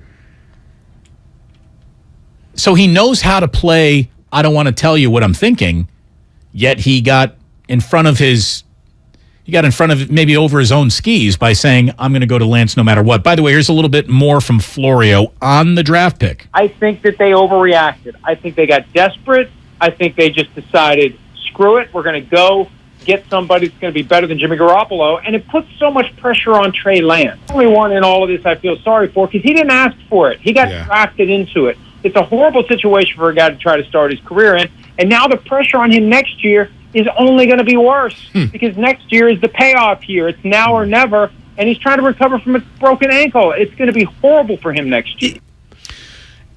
Look, everything's behind the eight ball. We know that now.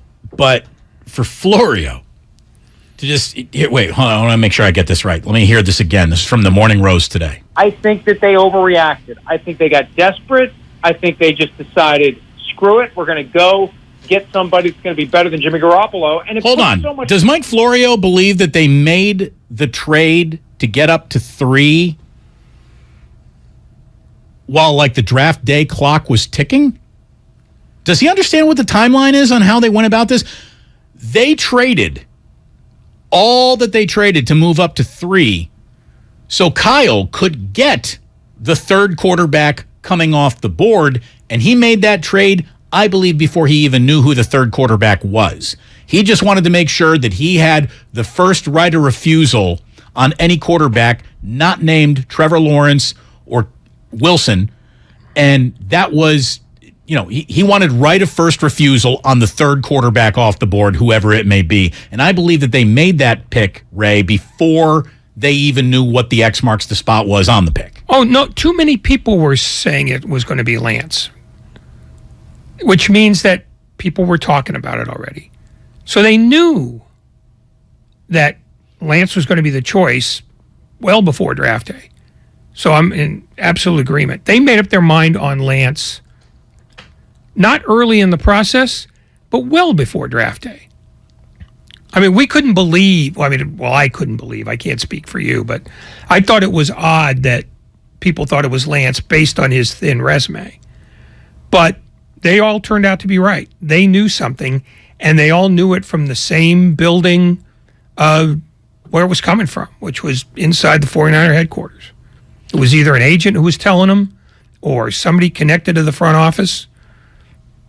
Remember, they all said it was Lance. But the trial balloon, if it's going to be Mac Jones, got floated, and everyone was like, oh my God, you cannot make Mac Jones the pick at 3 overall. If you want Mac Jones, he's probably sitting there for you right where you are.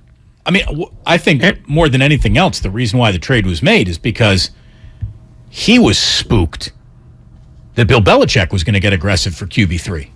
Or, the third quarterback in that draft. Yeah, he didn't know who was going to get aggressive. That's the point. It could have been anybody. Because there are other teams, the Bears might have done it. As crazy as it seems that the Bears would want to go actively after a quarterback, but... It is preposterous. Yeah, but everybody knew who the first 2 picks were. Thoughtfully, because the Jaguars said they were taking Trevor Lawrence, and the Jets said they were taking Zach Wilson. Kyle Shanahan wanted whoever he decided the third pick was going to be, because he knew that 1 and 2 weren't movable, and he wanted to be the guy with the next unmovable pick. I really think the next time Mike Florio comes on the station, he needs to offer a disqualifier that says, I really don't understand the Niners, the timeline that brought us through all these decisions, or who's even in charge of the decisions. So you should know all that before we get into this interview. When you were out on last Friday, Larry Krueger brought up a great point, Ray. He said that there shouldn't be a single guest on Monday that doesn't have to start the interview by saying, hi, my name is X, and I watched every snap of the 49ers. How much did you really watch the game we're about to talk to you about? How much? How much did you actually watch why we're having you on as a guest? Because there's a lot of people who I think are just shooting from the hip on a radio segment. And it sounds like Mike Florio is one of those guys. And again, I have respect for the empire that he's built. On the other hand, I'm sorry I interrupted you. No, keep going. No, it's when somebody asks, will you be on the show? Their instinct is, yeah, sure, I can do that. And then once you're on it, you can only answer the questions as best you can. I don't book this show, as you could probably guess. But I'd be willing to bet you nobody says, well, don't ask me about the 49ers because I don't pay attention to them. Yeah, no one volunteers that information. Yeah, so if you ask somebody, you're operating on the theory that they are paying at least some attention. You don't know how much, but you're not booking somebody based on the fact that they wouldn't watch the 49ers if the alternative was below deck. There are less than granular conversations that you can have about the 49ers with someone who covers the league, but not specifically the 49ers. But that person should come on under the guise of, hi, I'm media member X, and I basically watch the highlight package. Yeah, I know nothing. Have me on. Trent Dilfer was on the Ryan Russillo podcast talking about does Trent Dilfer understand this is a broken ankle and not, a spinal injury? It doesn't sound like he really does, although he lays out the worry. And he is very worried that Trey Lance's career is now forever altered. I'm bummed for Trey. I think this could be a career record, to be honest with you. So this will be now his 3rd year without playing significant snaps. He had limited passes as a college player, which is usually it's the only exception I've ever made in my I was wrong on Sanchez, and I made an exception for Trey Lance. Less than 1,500 attempts as a college player, it very rarely works out in your favor in the NFL. I was willing to take that chance for Trey because I figured his ability to run the ball would be kind of the balancing fact to give him a longer leash in the NFL to play more snaps before he became a refined passer. Again, Trent Dilfer on the Ryan Russillo podcast. It's a broken ankle. I mean, he is right. They're definitely off the timeline. Whatever the plan was, you can't even pretend that this was the plan. Like, he'll really get to start playing football in year 3 of his rookie contract. There's a lot that is wrong with this, but there is also still the possibility, look at me painting in a positive light, there's also very much the possibility that he's still very much the future of this franchise and a very good multiple-time Pro Bowl, multiple-time champion, NFL caliber quarterback. That could happen, as much as the opposite of that could happen. As a matter of fact, the opposite of that happening is the track we're on, but it's not the permanent track. They can jump back onto the "and it did work out after all" track. We're not that far into a man's career where it's time to write him off. And again, he did not break his neck. He is not. He will hopefully not be altered. I'll say this, that when older athletes talk about injuries, it feels like they're talking about the same medicine that they were subjected to when they were players. Medicine and surgery and doctors and how injuries are treated and how rehab is conducted have changed so dramatically in the time that Trent Dilfer played till now that it's a whole different ball of wax. Well, but what he said was it could be career altering, which is vague enough where, yeah, that could very well be true. Career destroying, he didn't say that. Career wrecking, didn't say that either. But it may mean that he becomes less available as a runner. He might have to become... Which by definition I think is good for a quarterback. But that would still alter his career arc. So I don't think Dilfer is very far off base there. It could be career altering. It could also not be career altering. I mean, it's just vague enough that it covers the entire bed with one blanket. Right. Hey, Steph Curry's ankle injury could have been career altering. Probably should have been. And if it hadn't been for an advancement in medicine and shoe design and a trainer who knew how to work with that and did over a long period of time. And Tom Thibodeau's not your coach, so you have the embracing. Yeah, you have somebody say, you know what, you don't have to play 49 minutes a game yet. Right. No, I mean, a lot of things could have gone wrong at that point, but they didn't. So, by the way, I feel like I should let everyone know, since it was a little bit of the station's breaking news today, we've entered a new contract with the Golden State Warriors, so they're going to be on this station for quite a while still. We're excited about that. Are they paying us for a change? I don't believe it works that way, no. Well, that's wrong. Hey, at least we get to talk to Steve Kerr. Do you realize that they're off to Japan this weekend? Or, no, Monday, I guess. Media Day is this weekend? And then they're flying out on, what, Monday, Tuesday? Media Day is Sunday, and I believe they fly on Tuesday. God, we're getting closer and closer to basketball. I got to tell you, last night, one of the things I retweeted was this unbelievable highlight package of Larry Bird just passing the basketball. I can't wait for basketball season. I know it's football. I know we got a lot of football. I love football. Football is the currency that we spend the most on sports talk radio. I get it. I can't wait for basketball. Can't wait. And go Hoosiers. We're going to be good this year, Ray. But that's another show. Can you save it for when I'm on vacation? When are you going on vacation? Oh, October. Well, you should go in March, because that's when it's going to be Hoosier time, baby. Then I'll do that too. All right. By the way, are you taking vacation in October? Yeah. Nice. Middle of football season? Yeah, couldn't care less. Screw them. My wife says she wants to go in October. I'm going in October. I don't work for Roger Goodell. I work for my wife. What about your radio wife? Ew. And might I add, ew. Or your radio children. Oh, bastards to a man. Spawn of Ratto. By the way, Yankees are up 4-0 in the first inning, and Aaron Judge only hit a double. Bum. Pig. When he hit a home run last night, here's how it sounded when called by Ricky Ricardo. Rolenzo. Swing. Ahí va el batazo. Profundo. Por el izquierdo. Olvídala. Esa se va.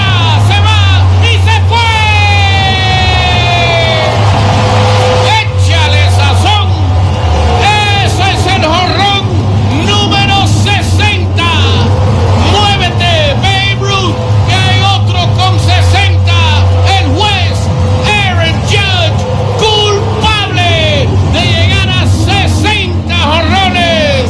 It's just outstanding. Let's be totally honest. Oh, yeah, let's get back to Trent Dilfer. He was on the Ryan Russillo podcast, dooming and glooming Trey Lance's career. Now you're looking at less than 1,500 attempts in college football, 3 years without playing significant snaps. I think Jimmy G will be successful. I do think the 49ers will be successful. Therefore, what do you do at the end of this year? This could be, I hope not. I love the kid, but this could be catastrophic for Trey Lance. Has Trey Lance thrown his final pass with the 49ers? Who the hell knows? But I will say this. If the Dilfer scenario plays out and they are successful, even if you don't define success as a Super Bowl title, I could easily see where Garoppolo is brought back for one more year after that. And at that point, now it's 3 entire years, maybe 4, without Lance seeing the light of day, and maybe they cut bait on him and his career takes him elsewhere. I don't think he's finished as a quarterback. He turns into Jordan Love. Quite possibly. The guy who is supposed to be the heir apparent will be outlasted by the king, I guess. Yeah, well, to be the king, you got to kill the king. Come at the king, you best not miss. And hopefully Jimmy is not missing open receivers. When this team gets to Denver, hopefully we got fewer YOLO balls out of Jimmy Garoppolo. Like I said, there are 3 and only 3 outcomes that could apply to Jimmy this year. He's better than before. He's worse than before. He's the exact same guy. Same guy gets you a good year. Better than before, could maybe even get you more than where you've seen years end in the past. Worse than before, this is definitely the last go-around with Jimmy at that point. Yeah. I just don't envision a way that he could be worse without outside influences being part of that, as in he gets hurt. Because I don't think Kyle Shanahan is suddenly going to become a more intrepid play caller. He's going to do the same stuff he did last year and 3 years ago. Again, that's why I hope Jimmy decides, you know what, man? I really owe you nothing at this point. I'm just going to play football, and I'm going to do it my way. Do it your way, Jimmy. You know what? Go, Jimmy. You know what you should be afraid of? What? That this is his way. It might be. Gucci gang, Gucci gang, Gucci gang, Gucci gang, Gucci gang, Gucci gang, Gucci gang. Kyle Juszczyk joins us at 5:15. We're looking forward to that conversation. Very much looking forward to that conversation. I hope you are too. Stick around when we come on back. Oh, we have more. And we have more not just on the NFL, but on Buster Posey slipping into ownership of the San Francisco Giants. We're going to get into that here on 95.7 The Game. Damon and Ratto, brought to you by Fremont Bank. Full service banking, no compromises. Hey, Becky, what about this beat for your next song? It's cool, but I'm into faster stuff lately. Like Xfinity that gives me beyond gig speeds. Got it. What about this then? It sounds powerful, just like Xfinity. Because its supersonic Wi-Fi has 3 times the bandwidth, you can connect hundreds of devices at once. That's what I call power. Unbeatable internet from Xfinity. Made to do anything so you can do anything.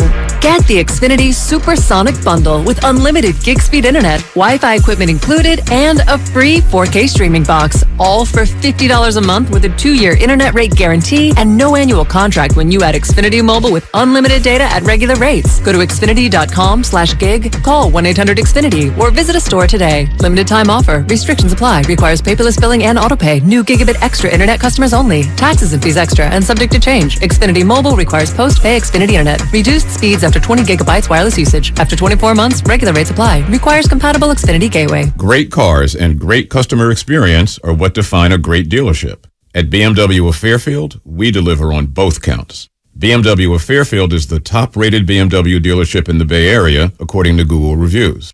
We love selling the ultimate driving machines, but our success rests on the outstanding experience we provide our customers. It's a better way to buy and own a vehicle. Experience it for yourself at BMW of Fairfield. One price, one person, 1 hour. Are you looking for a rewarding new career? Join the United States Postal Service and apply for roles nationwide. Serve your community with pride and receive benefits including competitive pay and opportunities for advancement. Whether you are looking for full-time, part-time, or seasonal positions, we have options that may be perfect for you. The United States Postal Service is an equal opportunity employer. Apply now at USPS.com/careers. You're the one who protects the flock, and that requires an eye for detail. Because when safety and well-being are on the line, it's the details that can save lives. Even when no one else is watching, you see everything. Grainger gets you, and we're here for you, and all the ones who get it done with a wide range of safety products and solutions, plus board-certified safety consultants here to answer your questions. Call, click Grainger.com, or just stop by. Grainger, for the ones who get it done. How do you make the most of your land? If you ask the Wrens, who run with us on a John Deere mower, they tell you, I mow first, then I do all the trimming. But the Hubbards, who work behind the wheel of a John Deere compact tractor, would say, if it's something you want, just go after it and try it. Then there's the Mosers, who may mention from the seat of their John Deere Gator UTV, You can't be all work and not play. there are millions of ways to make the most of your land. Learn how to make the most of yours at Deere.com. Nothing runs like a Deere. If you own a business, this has been a bumpy ride. From pandemic to inflation, I'm sure you could use a break. If your business has 5 or more employees and survived COVID, you might be eligible to receive a payroll tax refund of up to $26,000 per employee. The challenge is getting your hands on it. Hi, I'm Howard Mackler, and that's why I founded GetRefunds.com to cut through the red tape and get you the money. The team of tax attorneys we have put together are highly trained in this little-known payroll tax refund program. We do all the work, charge not a dime up front, and simply share a percentage of the cash that we get for you. Businesses of all types can qualify, including those that took PPP, nonprofits, and even those that had increases in sales. We have helped return over $1 billion to businesses, and we can help you too. Just go to getrefunds.com/sports, click on Qualify Me, and answer a few questions. This payroll tax refund is only available for a limited period of time. Don't lose out on up to $26,000 per employee. Go to getrefunds.com/sports. That's getrefunds.com/sports. Gorgeous gaming, stunning streams, unbelievable bandwidth. It's another Lifestyles of Gagillionaires.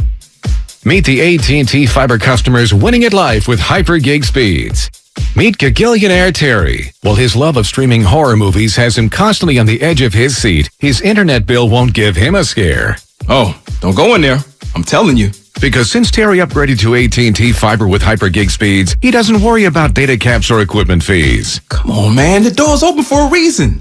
And best yet, he also doesn't stress about a price increase at 12 months, because with the amazing Gagillionaire lifestyle comes an exquisite sense of tranquility. Most of the time. Live like a Gagillionaire. Get straightforward pricing with AT&T Fiber. Internet that upgrades everything. No data caps, no equipment fees, and no price increase at 12 months. Limited availability in select areas. Visit att.com/hypergig for details. Hey, I'm Andy.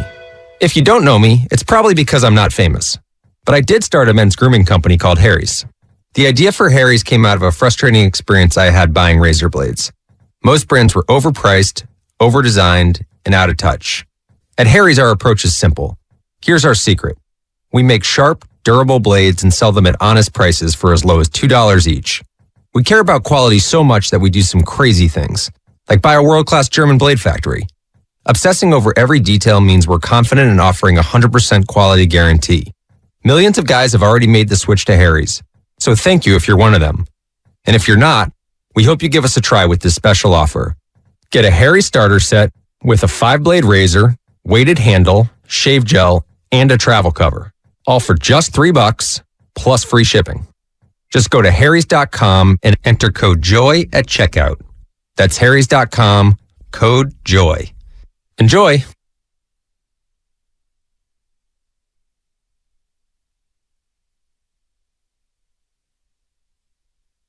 Now back to Damon and Ratto, brought to you by BMW Fairfield on 95.7 The Game.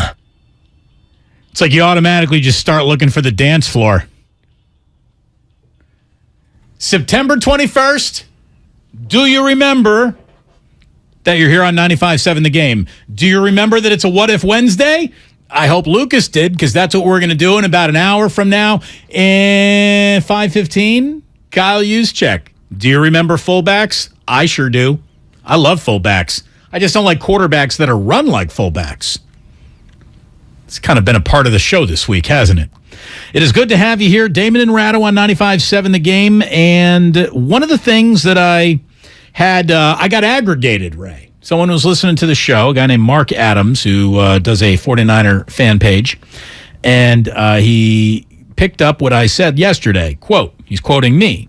Jimmy Garoppolo has appeared in 6 career playoff games with the Niners, and in 4 quarters, he has 0 touchdowns, 3 interceptions, and a passer rating of 28. As I said yesterday, you get a better passer rating for just spiking a football in any game, in any moment, than Jimmy has in 4th quarters of playoff games, and I truly believe that that is the reason why Kyle Shanahan took his eyes off his dance partner and started looking around the room for someone else to dance with. He just said, we are in way too many important 4th quarters where my guy just turtles, just goes straight in his shell, can't get anything done. I mean, I think it's a pretty compelling stat. I think there's something to it. Now, if you disagree with that, that's up to you. You know, we can all pick up the stats that we like and drop off the ones that we don't like. But somebody named Jason said, what a stupid, ridiculously biased stat. The only thing biased here is your reaction to the stat. The stat is emotionless. The stat has nothing to do with accusatory anything. The stat is the math returned by the moment. And that's what I wrote back. I said, look, these are just facts. Shake your fist and pound the table all you want. And then he wrote back, perfect example of factual but not truthful. Now, wait a minute. What I told you is a fact, and facts are truth. Facts are truth. Do we all understand that? Are we all on the same? I understand we now live in a world where facts are to be debated and everyone thinks they get their own. You don't. Certainly not on this show. So we're all working from the same set of facts. And the facts of Jimmy being substandard to the point of you can't even win with that in 4th quarters. And they've won games. You know, they've won playoff games. Obviously, they're not 0-6 in these games. But even in victory, Kyle still saw a blind spot in his quarterback's performance. And so this guy goes on to say, I guess if we're calling tiny, uncontextualized sample sizes truth, then sure, go off then. I put the sample in context. 4th quarter, playoff games. It is not an uncontextualized, randomly selected sample size. It is granularly specific. So there's nothing here. I wrote that you got the context. Playoff games, 4th quarters. Like, stop trying so hard. There is no denying that Jimmy has stunk in 4th quarters in the biggest games he's ever played in. Take it up with your coach. I didn't replace the guy. He did. Don't take it up with me. I am telling you, I am trying to find reason why Kyle Shanahan would walk away from someone he's got a near 70% win rate with in the regular season, but in the postseason, it just isn't good enough for Kyle. So it's all contextualized. It's all real. It's all stats. It's all the truth. This isn't anything I'm making up. I'm not trying to hurt your feelings. I'm not trying to give it to you the rough way. We're trying to reach the truth. And sometimes looking at a stat or two is a good way to go about it because it boils things down to a number. Now, numbers can be manipulated. I'm not manipulating numbers. I'm regurgitating them to you. I'm not putting this through my own algorithm and spitting it out and telling you, well, this is what this really means. I'm just telling you, here's the data. These are the data points. If everyone likes Jimmy, plays well with Jimmy, gets along with Jimmy, why the divorce? Why did Shanahan really want out? Well, he gets hurt. Well, obviously, we just learned the lesson on Sunday. Everybody gets hurt, right? Everybody, especially if you're wearing a 49er uniform. You're like doubly more likely to get hurt than seemingly anyone else. But that to me, like, I don't understand why people react so negatively to something that doesn't support the premise that your team is perfect, no mistakes, not ever. I don't get it. Like, I never assumed that when my team made a penalty, that penalty shouldn't be called. These are the rules. This is what happens. Okay. You got more? Or because I do have a context for your stat. Jump in there, big fella. Okay. They played 6 playoff games. In 4 of them, they held the other team to 0 points and had a sufficient enough lead that he didn't have to throw the ball. So that's why, while you're citing a statistical fact, 3 interceptions, but none of them killer. None of them killer. What's killed them in the 2 games that they lost were defensive and catastrophic defensive failures. And Yes. and in the other 4, they ran the ball a great deal in those fourth quarters because they were trying to kill clock. More so in the Green Bay game that they won comfortably than any other game, because they only threw the ball 8 times the whole day. So, to my way of thinking, while those numbers are true, and while Shanahan has still reached the same conclusion, which is, I want better, I don't think it's the fourth quarter playoff games that is his impetus. I think it is the games where he's run into 8 guys in the box over and over again. I think that's the issue that he's got. And I think he wants to make defenses play his offense more honestly than they have. So, but then to draft Trey Lance is where your logical loop just implodes. Because you have now just installed a guy who is inviting more defenders into the box than maybe any other draft pick in the history of football. No, except that it doesn't, because I think he drafted Trey Lance originally with the idea that in 3 years, I will have him exactly the way I want him, which is the kind of guy who doesn't have to run the ball a whole lot, but when he has to, he can get outside. And as it turns out, he's not great at getting outside. And the other thing is, he's too erratic a deep thrower to be trustworthy yet. And there may not be anything beyond yet. That's the thing, is we'll never know who's right or who's wrong, because Shanahan is never going to explain why he got cold on Jimmy. And I'm not sure that we will ever see Lance in that advantageous position that Shanahan had originally imagined him for. And I think ultimately that's why I've sort of landed on a series of accidents that nobody could have foreseen, least of all the guy who was trying to legislate against accidents. And look, I'm not saying that the defense didn't let these games down in their defensive moments. There are fewer defensive moments with an offense that can possess the football, move the chains, and not give it back to you. One hand does wash the other. You know, you can say, well, it's a defense problem. Well, the problem might not have been the defense's problem if your offense has got the ball in the fourth quarter. Jimmy cannot sustain drives in the fourth quarter. 8 men in the box, no men in the box. What's in the box? Does not matter. Jimmy, fourth quarter, playoff football sucks. Like, isn't sort of subpar. He's worse than spiking a football in 4 consecutive plays. That's overwhelmingly a negative data point.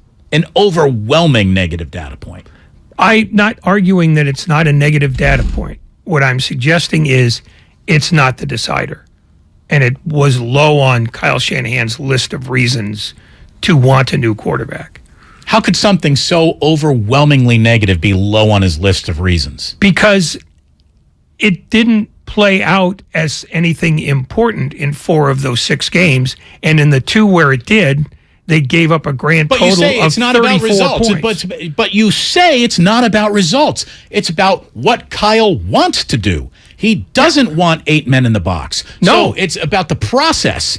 It's about everything the entire year.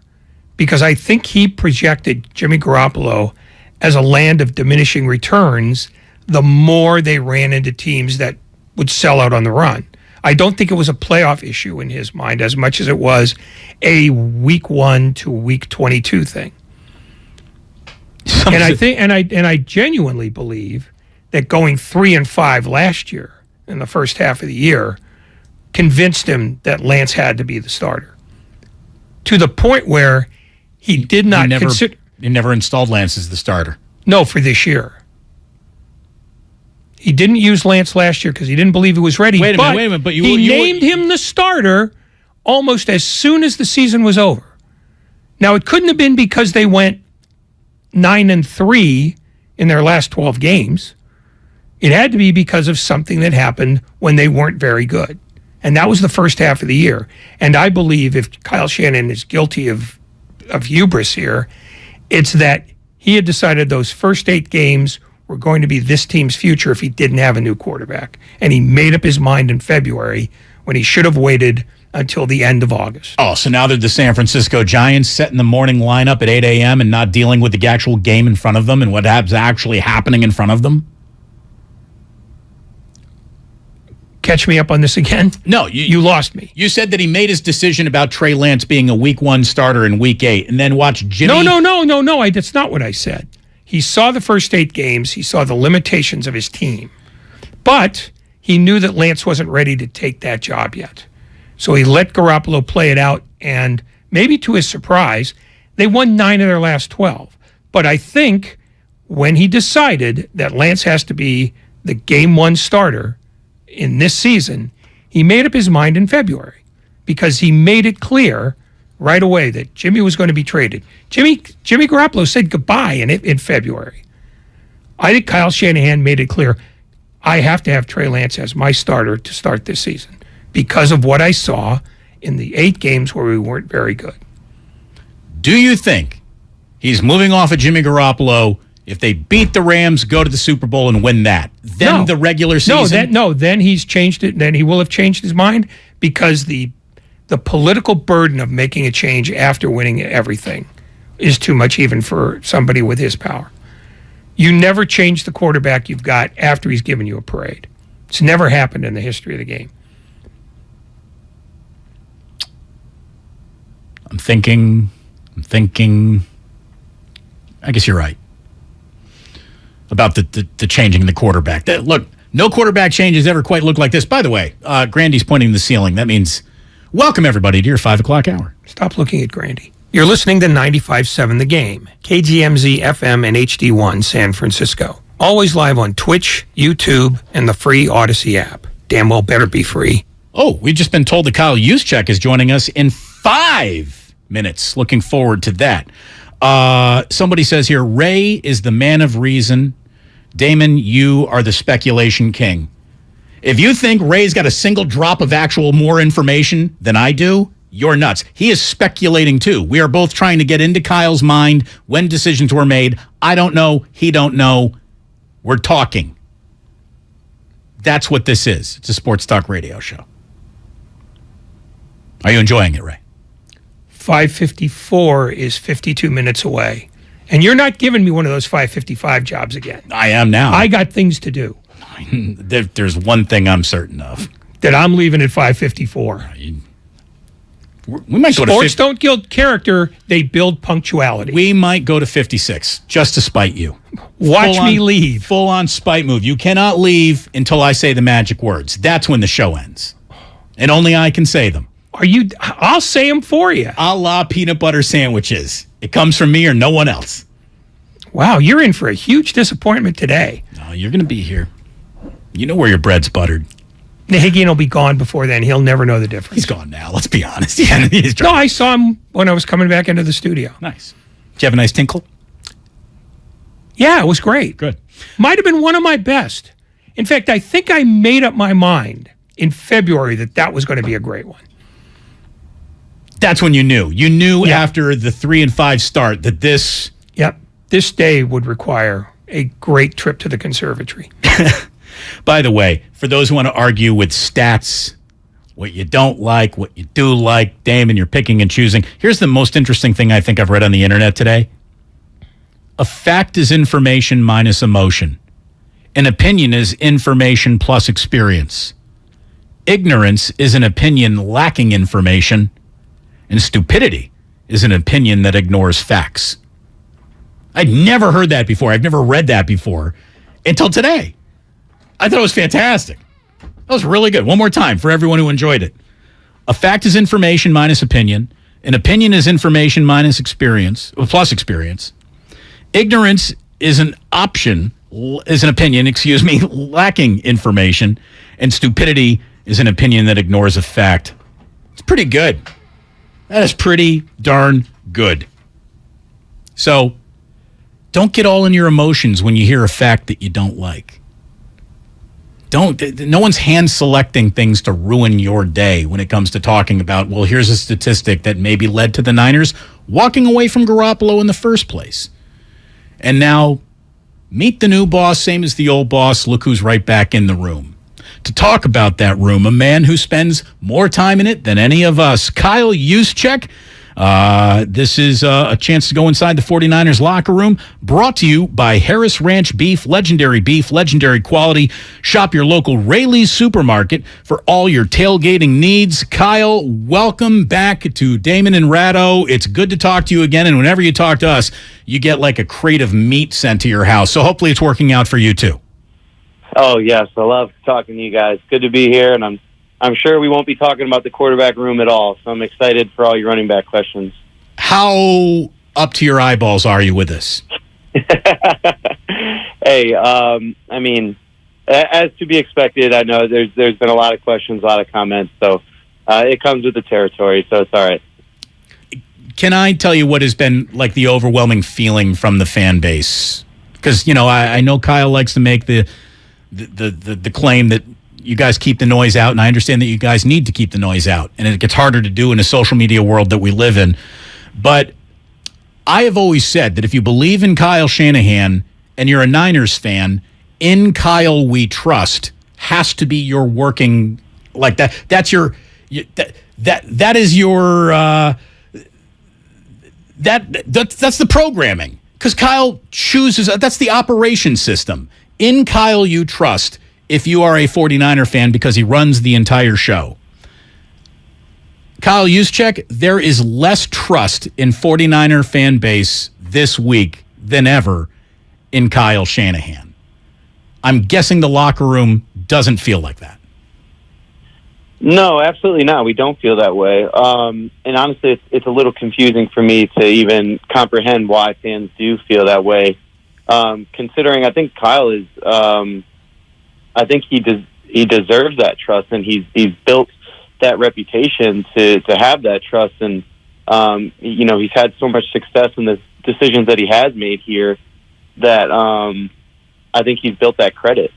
I think also that a lot of fans think that Kyle put his quarterback in position to get hurt. If not in that one play, in the usage rate of asking him to run. Trey Lance was on pace to run more running plays, designed quarterback running plays, and he's like running basically power fullback option, it felt like, with his quarterback. Then like Michael Vick, Lamar Jackson, Josh Allen, the greatest runners in football history, ran less at the beginning of their career than the pace that Trey Lance was on. Why do you think so many running plays were called for Trey Lance? And not just this year, but even going back to the Atlanta game. Is it because he hasn't developed into the passer that he needs to be? Or yeah, it was the Arizona game, not the Atlanta game. Pardon me. All right. I'm gonna try and give you an explanation, and I know it really doesn't matter what I say. Everyone has their opinion, and they're going to stick with it. Oh, no, you can absolutely change minds. You're a smart guy. We respect what you're saying. Let me try. I was a math major at Harvard, okay? So I'm going to drop some math on you. When you flip a coin, 50% that it's going to be heads or tails. When you flip it again, 50% it's going to be heads or tails. That never changes. No matter how many times you flip that coin, you get tails 10 times in a row. That 11th flip, it's still 50-50. So what I'm trying to get at with in correlating this to Trey, he broke his ankle. Now that's an injury. That's a fluke injury. That's not something that comes from wear and tear. That doesn't come from, oh, man, I've ran the ball 5 times this game. My ankle's getting weak. It's going to snap on the 6th run. That's not how it works. Maybe I could understand an argument if, you know, he separated his shoulder or he did something that was that had resulted from repetitive wear and tear, from continually getting hit. But this wasn't that. This was a freak thing on his ankle. And so I think, yeah, he's asked to run, some run plays, but I think that was a strength of his, and it was a strength of our teams, and that really puts defenses in a bind. And yes, he may have been on that pace to be, more than all these guys in history, but I don't think that was going to continue. I think maybe, that eventually was going to set up a lot of things for our offense.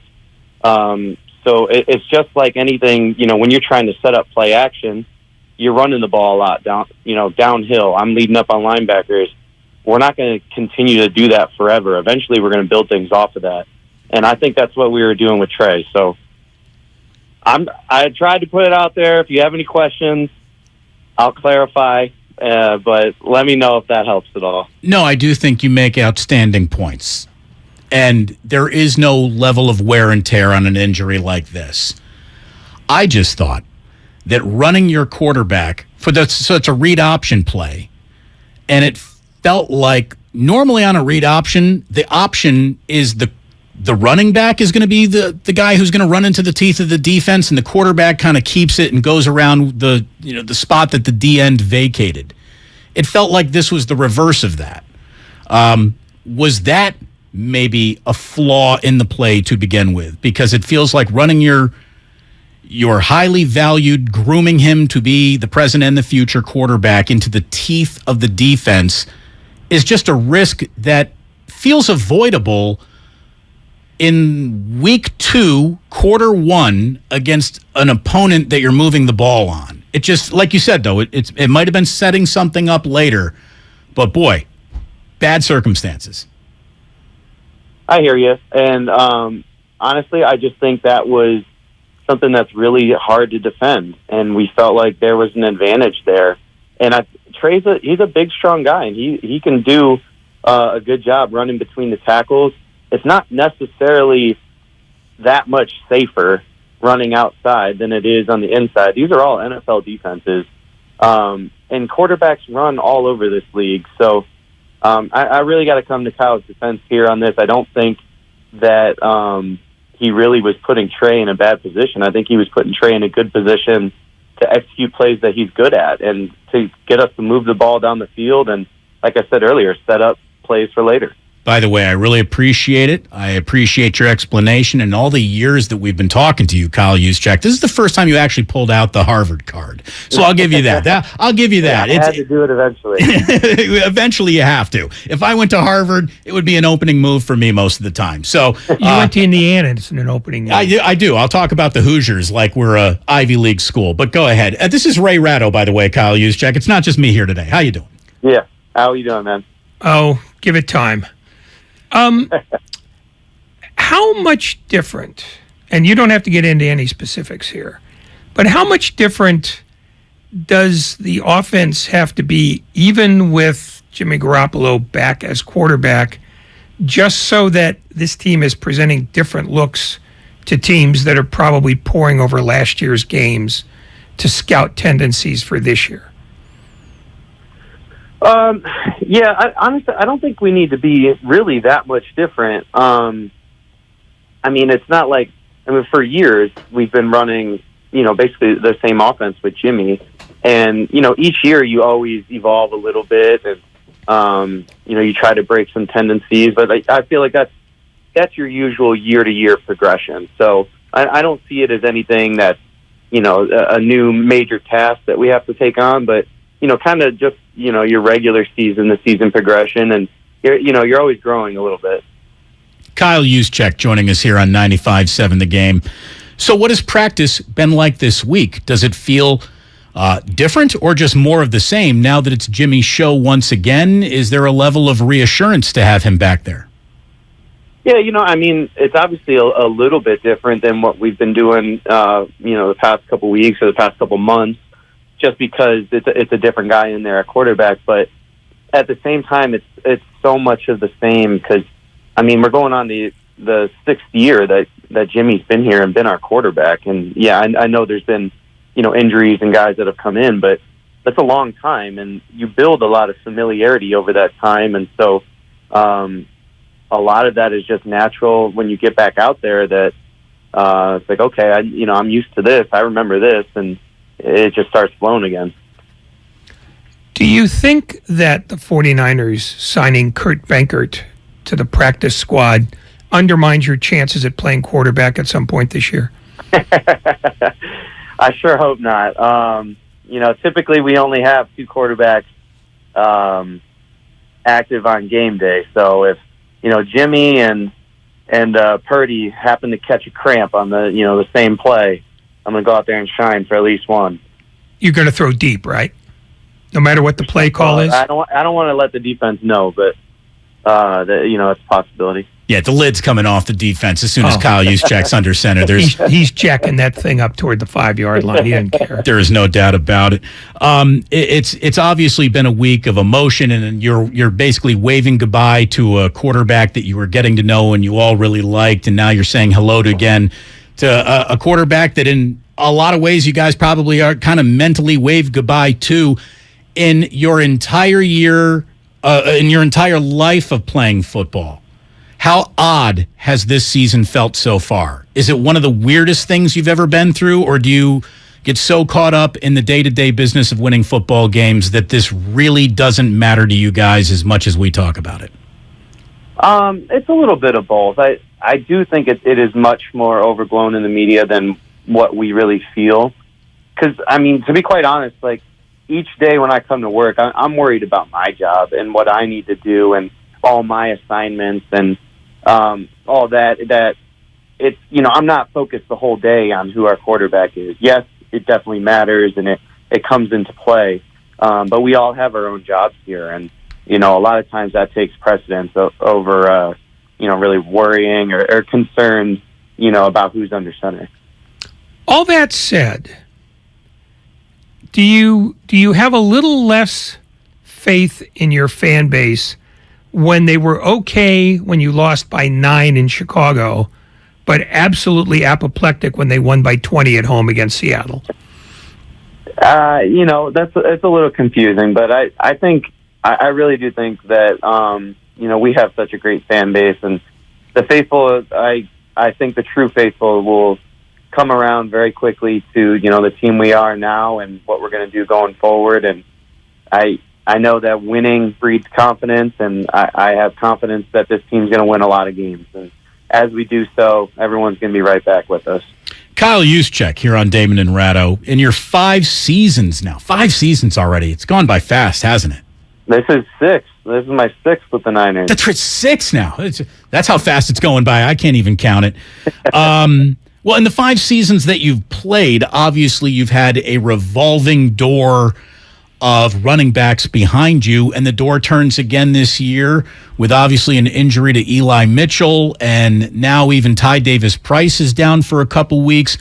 Does your job change at all based on who you're blocking for, or are you throwing the block and it's up to the running back to interpret what the hell to do off of your rear end? Yeah, you know what? It's a common question that I get as a fullback. And honestly, things don't change too much for me. There's a way in how we coach, the way we block things up. And, each running back is definitely going to have their own flavor. But they're all, generally speaking, trying to accomplish the same thing. And I've been fortunate to have a lot of really good running backs in my room, even when guys go down. Guys that have stepped up have done a really good job of really taking those coaching points. And a lot of times they are helping me set up the block because they know exactly what I'm doing. And it's their job to kind of help me. So, they've just always done such a phenomenal job of just not leaving me on an island and being in sync with me and just both of us knowing what we're trying to accomplish. How much of an adjustment, if there was any at all, was there between when you got the news of how bad Trey Lance's injury was and how quickly you had to readjust to Jimmy Garoppolo as your full-time all-year starter again? Was there any kind of jarring effect, or is it something that, having played as long as you have, you can now take it completely in your stride?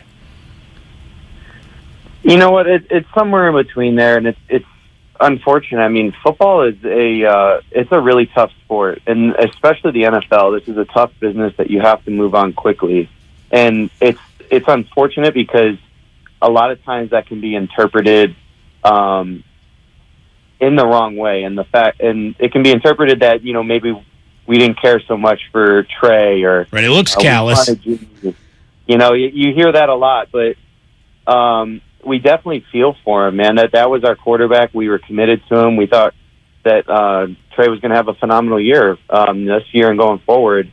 But in this sport, you unfortunately you have to move on quickly. And the fact of the matter is, Jimmy's our quarterback right now, and we have to win games now. We can't sulk over Trey being out, and we're going to support him, of course. And we're all reaching out to him, making sure he's okay. But we have to focus on the here and now and beating the Broncos and doing that with Jimmy as our quarterback. It feels, Kyle, that Jimmy Garoppolo is really wired in a very unique way. He didn't let his ego get in front of the business that Team Garoppolo, his agents were conducting. He obviously hasn't expressed any hard feelings. Even the harshest Jimmy Garoppolo critic would have to say he is an A-plus professional. Having said all that, now that he's back in this situation, is there any chance we get straight up evil Jimmy, where he's just going to go off schedule, he's going to do what he wants to do, I'm audibling, I'm throwing deep, I'm Kyle Juszczyk, I'm throwing to the 5-yard line the second I can. Evil Jimmy. What happens with evil Jimmy? I don't think we're going to see that.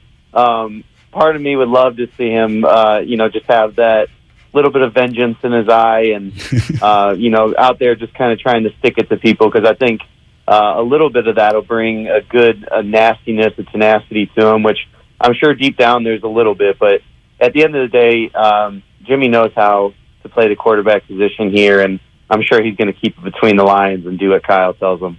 Does it bother? I'm sorry. Would you like to just see that for one play, though, where the play comes in and he turns to the sideline, flips Shanahan the bird, and then jacks one up? As long as that play is me on a go route, then yes, I'm 100% in.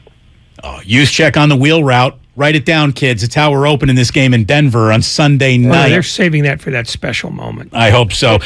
Is George Kittle back to rocking his Garoppolo gear where he's wearing T-shirts of the guy?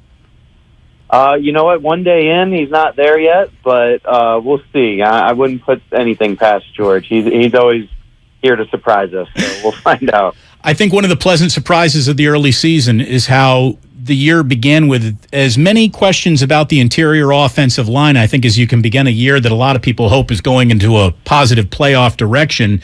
And it feels like a lot of those questions have been answered early here. Since you're in the blocking business, Kyle Juszczyk, tell us a little bit about this offensive line and what you've seen over the first couple of weeks here, because it looks like guys that the questions were out on, we're getting data points returned, and they're pretty good. Yeah, oh my gosh, I've been so impressed with our offensive line, especially the young guys in Aaron Banks and Spencer Burford. Our two guards, I think the sky is the absolute limit for those two. Two different techniques, are different types of blockers. Aaron, I feel, is a little more of a road grader, and Burford, I think, he's a little bit of everything, man. He's a serious athlete, and he can do just about anything that we ask him to. And those two had a really good game last week, and it was really good to see, because that was really important for us as a team going forward, as a team who loves to run the ball, that they get off to a good start and, feel some success and get that under their belt, because that's only going to carry them, into this long season. And we think we got something special with those two. To the extent that you pay attention to the rest of the league and don't actually have Harvard-level hobbies outside of football, is there anything about the league this year that he's either surprised, impressed, or surprised you negatively? Negatively, or either way? Or just where you've looked at a team and go, man, I thought they'd be better than that.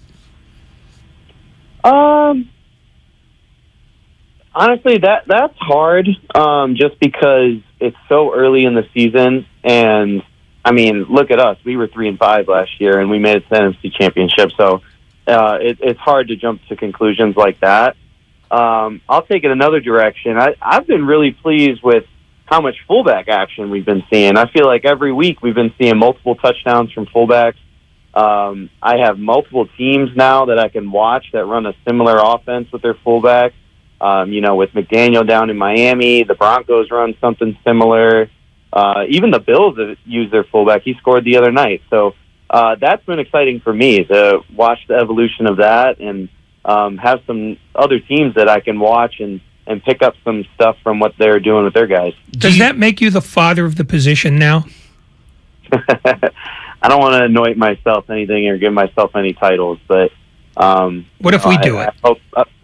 I'll take it if you guys say so. So is that testament to how much of a copycat league this is when someone's onto something that works and they're looking at Kyle Shanahan's running game and studying it and try to implementing it in as many cities as possible? I think every team I've watched now is ran what we call a spirit Zorro, where we have somebody, usually myself, going in a jet sweep motion and double teaming with the tight end on the edge. I think I've seen just about every team in the league run that this year, and I like to think that we started it a couple of years back. So yeah, there's definitely a copycat league, and people are going to use what's been successful for other teams. Why is it called Spirit Zorro? I'm always interested in the origin stories of how plays are called. Ever since we heard the NFL, NFL films, Black 47 Razor, Joe Montana at the line. Where does Spirit Zorro come from? You know what? You only got me scheduled for 15 minutes. You need another 60 to get to the full explanation of that. What are you dropping? Is this you City College folks can't keep up with me? No, it's been a long evolution of how we've gotten to that. All right, fair enough. I probably don't want to give away your proprietary secrets either. Kyle Juszczyk, again, we really appreciate your time. We don't want to keep you for too much longer. I got two more questions for you. Your entire life, have you ever played in conditions like you played in Chicago? No, that was definitely the wettest game I've ever played in. That was very unique. If we had to give a Len Eschman Award out today, I'm giving it to Talanoa Hufanga. Who are you giving it to? I definitely can't argue with that. I think he has really, been the energizer for our team so far, and has really been our best player in the last 2 weeks. And so I'm not going to disagree with you. I think he deserves it. Looking ahead to Denver, what is job one? Job one is to go get a win, man. If we can get a big win on Sunday night, 2 in a row, with some momentum going into our next week, I think there are big things ahead for us. How attuned are you to the criticisms of a new head coach on the other side of the field? It feels like Nathaniel Hackett has had about as rough an entry point as a neophyte head coach can have in the NFL and still sport a 1-1 record. Yeah, you know what? I'm just being honest. The only thing I had seen was the decision to kick the field goal instead of go for it on 4th and 5. So that's about as in tuned as I am to that. I focus a lot on other teams' defenses. So I haven't caught up on that too much. Will it be weird to see Russell Wilson in another uniform? Yeah, there's no question. Even just seeing him on TV in a different uniform has been weird. So that's going to be even extra weirder when we, play him in person. When you cook a steak, what's your technique? You a grill guy, broiler, cast iron pan? How do you do it? I'm cast iron all day. Strong. Do you preheat the cast iron in the oven, or do you throw it on the burner first? Because I would recommend popping that cast iron in about a 500-degree oven before you even throw it on top of the stove. Get that sucker just sizzling hot. That's a good tip. I haven't heard that one. I get it heated on the burner before I put my steak down, but I haven't done it in the oven. I like the idea there. See, this is what they teach you when you go to Indiana University, but you didn't, so you don't know these things. Now, hey, that's why they call them meatheads. Thank you very much, Ray. Kyle, our friends at Harris Ranch Beef are going to give you a 10-pound package of prime porterhouse steaks. They're coming to you. We do hope you enjoy them. They'll definitely get some use in my household, so I'm looking forward to it. Outstanding. Thank you so much for joining us. I can't help but notice whenever the 49ers have something odd or difficult to explain, you are always that week's guest. Always. And that means they trust you to come out, get it right, say it right. I love the little, mathematical explanation we got earlier today. I do think we have a better understanding of things now that we've talked to you. We really, really appreciate it. Good luck in Denver, and thank you so very much. No, I appreciate it, guys. Good talking with you. Thank you so much. Kyle Juszczyk, 49er fullback. Should bring him back next week. We could use stuff to talk about. Well, here's the deal. If they win in Denver, they're not going to have anything to really have to explain away. So, yeah, we want stuff to explain away. We would like that. Even in wins. I don't care whether they win or lose. I want weird. But seriously, Kyle Juszczyk is the guy that they send to the United Nations. That. He is there. Okay, so we're going to have a minefield to walk around here. What player best equipped? Send in Harvard. He could absolutely sell a snake to a hamster. I thought he was fantastic. He's always fantastic. I mean, he doesn't come in unprepared. He knows what the questions are going to be, and he's already wired for bear. Somebody says, Damon and Ratto, that interview was great. Fantastic answers. Well thought out. Bring him back. We indeed will, as soon as we have more steaks to send. They have more weird stuff to do. That was fun from Duke in the city. Somebody says it was Black 59 Razor. What did I say? Black 49 Razor? That's because I was thinking about the 49ers. I also thought he said Spear of Zorro, not Spirit Zorro. Oh, is it Spear? I thought I heard Spirit. I heard Spear of. I don't know. Something Zorro related. Zorro, historically, means zero. Well, there was a guy who rode a horse and was in a bunch of TV shows in the 60s named Zero then. But Zorro, you don't remember the character Zorro? Oh, no, of course. Yeah. But when you're going with your whiskey, tango, zebra, Zorro, foxtrot kind of things, like Zorro in a playbook, it's like whenever you see the word, any word that starts with an L means the play's going to the left. Words that start with an R means it's going to go to the right. A lot of football communication isn't as hard to decirfer as it sounds in the moment. It's largely acronyms. Right. So I was wondering if we could get an explanation, but he says it's so deep, it's so thick, there's so much background to the story that I can't get into it here. He's lying through his eyelids. Yes, he is, and that's why they send him out. Yes, exactly. Second double for Aaron Judge, by the way. Oh, hit it over the wall, you bum. By the way, Damon, I'm quite sure it was red 59 Razor. No, it was definitely black. Black something Razor. I thought it was black 49. Now I can't even remember what I remember. The last time I cared about that was 64 Toss Power Trap. That's pretty good too. Spider 2Y Banana? Not interested. It's only because you don't like that origin story. No, not really. We do have two incredibly rare ownership stories. We've been on the 49ers throughout the entire day. Rightfully so. They are sort of a topic du jour. But this is something that was absolutely unexpected. Nobody told us this was coming. The San Francisco Giants announced that Buster Posey became a member of the ownership group.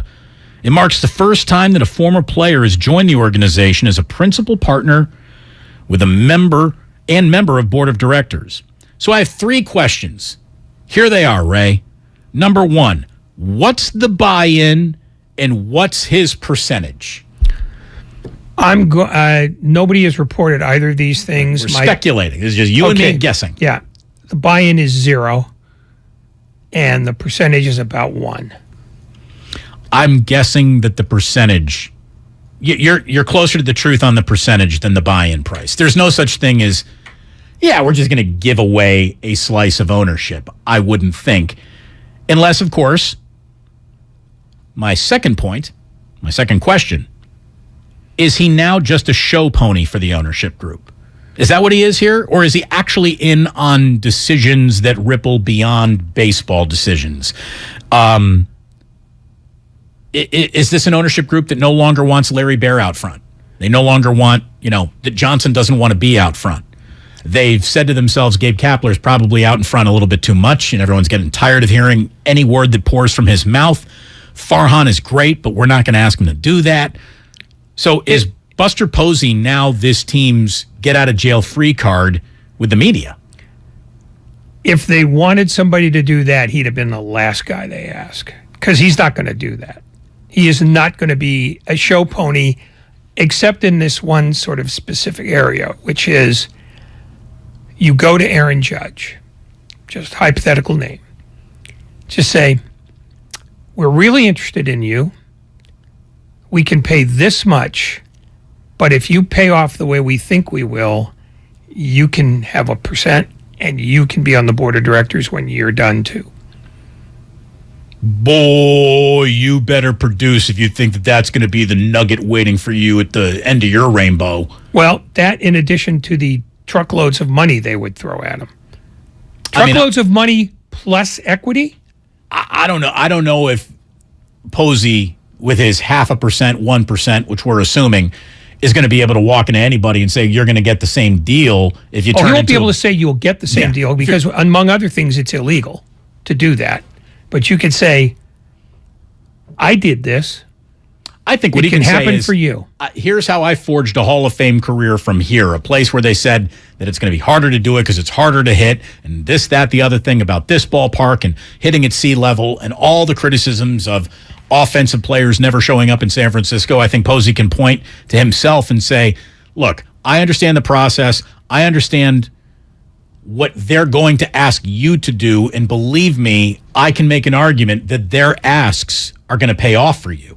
That's what I think that would not probably pay off for you in an ownership slice, but in actual, you're going to come here and you're going to become a better baseball player. Yeah, but the reason why you give Posey a slice is so that he can indicate, if not through actual words, through example, that, yeah, you could get a piece of this too. Because, again, baseball rules prohibit players from owning a piece of the team they're on, or any other team for that matter. They have to be fully retired. But if I'll pick out another name, Juan Soto. If I'm thinking, you know what? I can have 1% in a baseball team for no cash outlay and all they're doing is paying me tons of money. Yeah, that sounds kind of appealing. Now, is it foolproof? No, but I think it's more than merely showing the money will do. Look, I mean, he's likely to end up in the Hall of Fame caliber reputation. Buster Posey is a name that makes a pro's pro, a director's director, a comedian's comedian. He is that. Somebody says Buster is hired to court Aaron Judge. Change my mind. Well, I mean, if he's really hired to do that, I would pay for a private jet to have him sitting behind home plate tonight at Yankee Stadium. A little too overt. Not tampering, just sitting there. Just sitting there enjoying a ball game. I wouldn't do that now, but once the season's over, yeah, hey, it's Buster. I'm going to be in town. Wherever you are. I don't even know where you are, but I'll find where you are and I'll be in your town. Let's go to lunch. In a segment that probably deserves 3 more minutes, or at least a topic that deserves 3 minutes, I want to get this over and done with in 3 minutes. The other ownership story today that is quite rare is that the NBA has either caved to internal voices, internal pressure, and a little bit of public pressure, and it looks like they have put Rob Sarver in a world where they basically said, you're out, you need to sell. He released a statement today that cannot be cloaked in glory in any ways. He's trying to blame cancel culture. He's trying to blame an unforgiving nation and an unforgiving world. He's trying to play the oh, woe is me thing. Rob Sarver is going to put the Suns and Mercury up for sale. The only real problem is his reputation being a complete jackass caught up to him. This isn't cancel culture. This isn't unforgiving. This was a guy who was handed a playbook in 2004 of, page 1, playbook, said, stop saying the N-word. And his response was, nah. I'm just being funny. I'm comfortable with that. Look, Welcome to 2022. Can't stop saying the N-word? You gotta go. You can't stop talking about your dong in the workplace? You gotta go. You can't stop telling women that they'd be prettier if they smiled more or wore push-up bras? You gotta go. If you're showing naked pictures of your own wife in the workplace? You gotta go. So here's the deal. Take your now probably going to get $2.5 to $3 billion for the Suns and the Mercury, and we really hope to never hear from you again. As I've said time and time again, if all it takes is a rich person to own an NBA team, let's get some rich people in here who aren't on their surface repulsive. I know that they exist. Many of them do exist. I mean, they're repulsive in other ways, but this is overt. He had it coming. But it wasn't going to happen from the league. It was going to happen. I'd bet hard money that there was a phone call to him from another owner. And the impetus for that was not the findings, because those were horrendous, but nothing happened right away. It was when PayPal announced that it was getting out of its deal at the end of this year with the Suns. And when one of those happens, others tend to follow. And that was the thing that got Don Sterling chased out eventually. When you're costing your league money, you got to go. And so I think the call came from inside the house. I mean, that's really what happened. Inside the house, meaning? Meaning his minority owners underneath him issued a statement. I just saw the man. So that was last week. Yeah, I don't think they didn't have the juice to move him out. No, they didn't. But that's definitely throwing an axe at a bullseye that very few minority owners have ever thrown. And then the sponsors start pulling out, and then you have the snowball going downhill that led to today. And we got to take a quick break. When we come on back, what if I gave Ray an opportunity to finish his thoughts? And a What If Wednesday here on 95.7 The Game. Damon and Ratto again. Awesome stuff from Kyle Juszczyk. He was fantastic. And we are brought to you by Fremont Bank, full service banking, no compromises. Brought to you by On Deck Small Business Loans. When you own a small business, sometimes you need funds fast. So go to OnDeck.com, America's largest online small business lender. OnDeck makes it easy to apply in minutes. Apply for your loan today at OnDeck.com. Hey, Becky, what about this beat for your next song? It's cool, but I'm into faster stuff lately. Like Xfinity that gives me beyond gig speeds. Got it. What about this then? It sounds powerful, just like Xfinity. Because its supersonic Wi-Fi has 3 times the bandwidth, you can connect hundreds of devices at once. That's what I call power. Unbeatable internet from Xfinity. Made to do anything so you can do anything. Get the Xfinity Supersonic Bundle with unlimited gig speed internet, Wi-Fi equipment included, and a free 4K streaming box. All for $50 a month with a 2-year internet rate guarantee and no annual contract when you add Xfinity Mobile with unlimited data at regular rates. Go to Xfinity.com/gig, call 1-800-XFINITY, or visit a store today. Limited time offer. Restrictions apply. Requires paperless billing and autopay. New gigabit extra internet customers only. Taxes and fees extra and subject to change. Xfinity Mobile requires post-pay Xfinity internet. Reduced speeds after 20 gigabytes wireless usage. After 24 months, regular rates apply. Requires compatible Xfinity gateway. Hi, Tom Bodette here. Thinking about road tripping to the family reunion.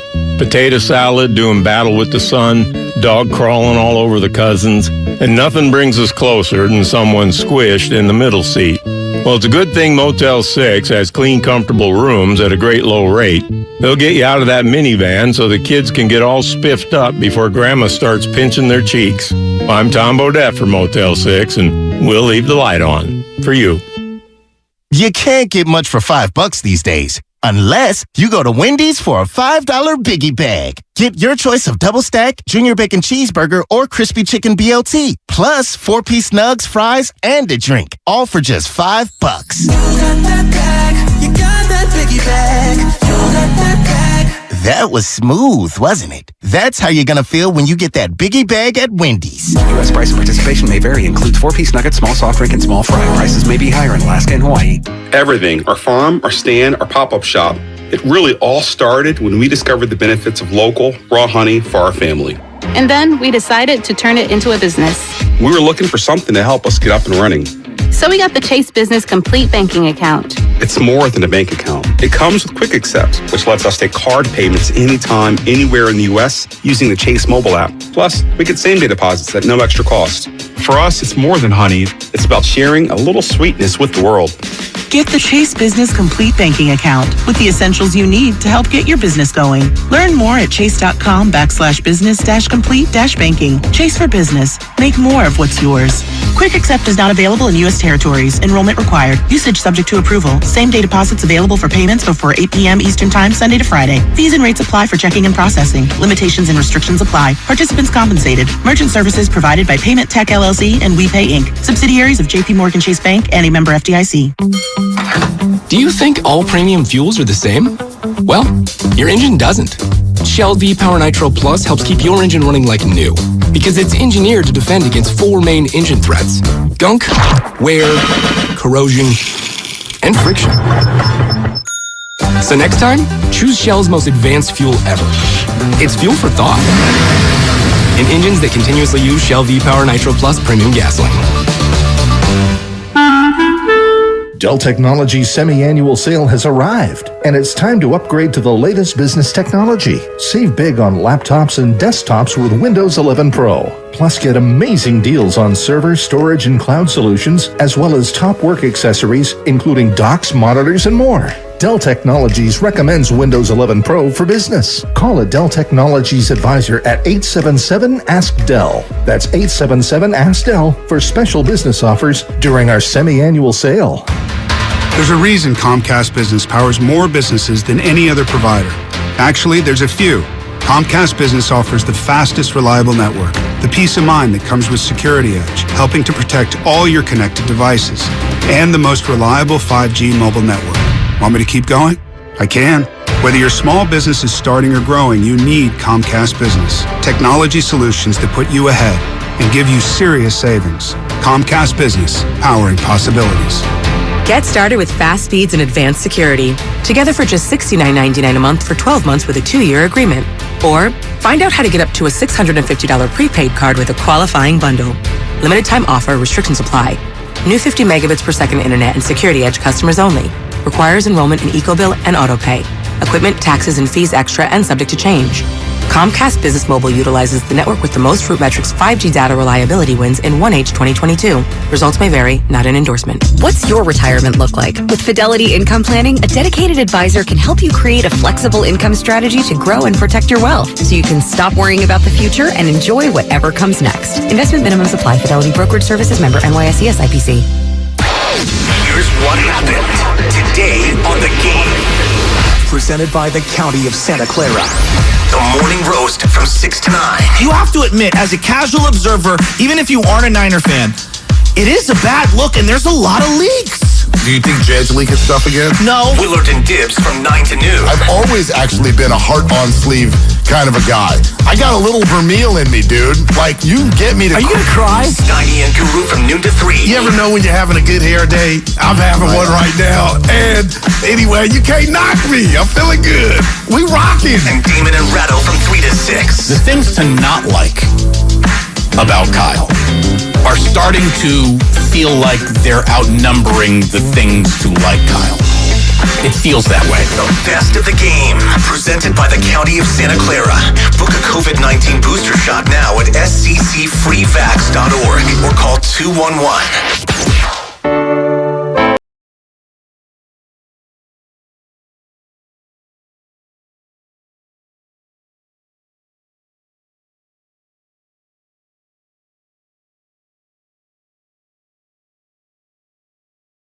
Kyle Juszczyk for joining us today. I know that Lucas has got a What If Wednesday lovingly prepared, and Grandy's about to push the button that makes it all happen. And then at 6 o'clock, Grandy's going to push a button that makes I'm Listening happen. It's a 2-hour special bringing awareness to mental health presented by Odyssey, so stick around for that. And as always, download that Odyssey app. I'm Listening, a 2-hour special event, awareness, mental health. It's next here on 95.7 The Game. You had a server thought that we got cut off to. Do you even remember what it was, or should we what if? Now let's what if. You might get out of 54 after all then. Damn right I am. All right.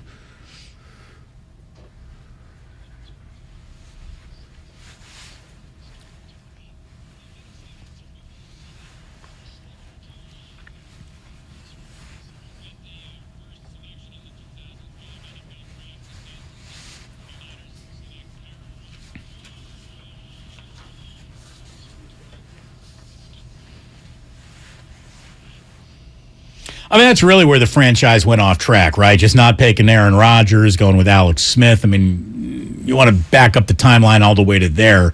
You can complain about who's your quarterback today because it still could have just been Aaron Rodgers. What a mistake. If Aaron Rodgers had only dressed up for his interview with Mike Nolan, we'd never have any of this to discuss now. If he had only handed him a cup full of ayahuasca, we could have all been breathing out our third eyelid together. I don't know that Mike Nolan could have even been affected by that. Mike Nolan, here's your hallucinogen. I feel nothing. Yeah. I feel nothing. Tastes like a warm cup of Earl Grey. All right, Lucas, what have you prepared for us today? I have a 49ers question that we can get to a little bit later, but I want to pick up off of what you guys just stopped with the Sarver story and the Suns and the Mercury as well. But my question is, well, I'm going to start with a detail. Kim, Khloe, and Kourtney Kardashian, Kris Jenner, Kendall Jenner, and Kylie Jenner are worth a collective $2 billion, Forbes estimated 2 years ago. What if the Kardashians buy a part of the Suns?